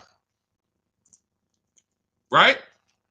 You're not even on the phone with them for more than a couple minutes before, hey, when can you come in? Correct? Right? Okay. Thank you. So that's the goal. I need to get this person here by any means necessary. So they're going to say a bunch of stuff that's not true. So I see you, Sherman. I see you, Sugar Mom. A bunch of stuff that's not true. Like what? Your best deal is going to be if you're here. Not true. Your best deal is going to, we only, if you come here, I guarantee your presence is your leverage. Not true. Your presence is no leverage. Can't see the market when I'm sitting in your dealership. So you have to tell dealers how to quote you because they're going to quote you the way they want to quote you. So we always request our quotes with 12,000 miles per year, first month's payment only, due at signing. So I'm giving you my first payment, I'm driving off. Now, when we shop for purchases, we shop all in numbers. We shop all in. Tax, title, fees, everything included. Now, when we're shopping for a new car purchase or even a used car, we're looking at all in numbers because remember, we're getting our financing separately. Then we give the dealer a chance to beat it. We do a bid for that. That's called the bank bidding war. So, but we have a particular way that we're requesting our offers for us to be able to compare them. We don't let them, and even when we send out our templates, you're going to see some dealers, the 80%, don't listen, which is why we have to send stuff twice. Copy and paste is going to be your best friend when you're buying a new car, used car, using what we teach. Copying and pasting, copying and pasting. Now, we're requesting them to put the lease in the payment, but part of what we need for them to even give us an offer is they need to know what vehicles we're looking at, what are our options, what are we open to, colors, equipment, trim level. Do we have multiple options that we can consider with them? They need to know what we do for a living because they need to know if do you have any rebates? They need to know what memberships we're a part of, AAA or, Costco. We had somebody who got a Volvo last year. She said she got an extra $1,000 being a Costco member. That was a California deal. So all of this stuff matters. When a dealer is trying to give you their best offer, they need to know everything you qualify for. There's conquest rebates or loyalty rebates. What vehicles do you have in your household now? Do you have any competitive vehicles? That's why in our template, we fill all this stuff in, then we send it off. So when you're trying to shop online, you're wondering, why can't I get, the shopping online? I tried it, it's not working out because you don't know what to give the dealer. They need the zip code to factor in your taxes. This is stuff that you're thinking when they ask you this, you're like, wait, why are they asking me for this? They're trying to explain. No. So you're going to just go in and say, well, man, this is frustrating because you don't actually have an online shopping process that works. You're winging it. And you don't realize that I can't even shop online because I'm defensive because the dealer is going to ask me for things that they need to make me an offer. And I think they're asking me for it because they're trying to get too much information out of me. Why you want to know what kind of vehicles I got? I'm not trading nothing in. Well, because we need to know, do you qualify for any rebates? That's why the templates that we have are so valuable, and that's why we save so much time, because we're just copy and paste, copy and paste, copy and paste, everything that's necessary for them to give us an offer, they have it. So we literally cut through all the garbage that most shoppers are going through with them. Most shoppers, they're not giving them the information. It's a horrible experience for both people, the shopper and the car salesman, because they're like, yo, this person just, man. And they really are like, yo, if you just come in, and the person's gonna come in because they just don't know. Like, we can't do this. You don't realize that we need this information. But our process is great for both people. Because you fill in the templates. All right, yo, here's what I do for a living. Here's my cars. Here's my deadline. Here's my profession. Here's my memberships. Boom, here you go. These are the parameters, how I want you to quote me. Car salesman gets it and like, oh, wow, okay, good. This is more than any customer's ever given me. Hey, let me see what I can do for them. Easy for both people. The people that sell us cars, they're only working for us for like 20 minutes. They love us. The dealers that win the bids for us, they're like, man, thank you. Because how long did I got a video, I posted it. Some of you saw it. And when I got my Infiniti truck, I recorded it. I asked them, how much time did this whole thing take? He said, not even 20 minutes. Once we took out the test drive, not even 20 minutes when I bought my pre-owned Infiniti. And it was a below market, 42% off the new price. It was $54,000. It was the best. Long story. I ain't going to go into all of that. But it was a great used car deal and literally 20 minutes of the car salesman's time. Meanwhile, they got people in there 5 hours that ain't buying a car. Been there 5 hours, negotiating back and forth. They're making them a good offer, and they just like, well, I don't know. You know how many times I was making a person a below market offer and they just wouldn't take it? But I know why they wouldn't take it, because they didn't know it was a below market. They didn't know. They're like, man, I'm like, listen, you're really walking away from, like I'm telling you, we're at a triple net deal. We're like $500 over triple net, which means no dealer can, like, we're really in the black. Forget invoice. You got sticker price, you got invoice price, you got holdback, then you got the tissue, then you got the triple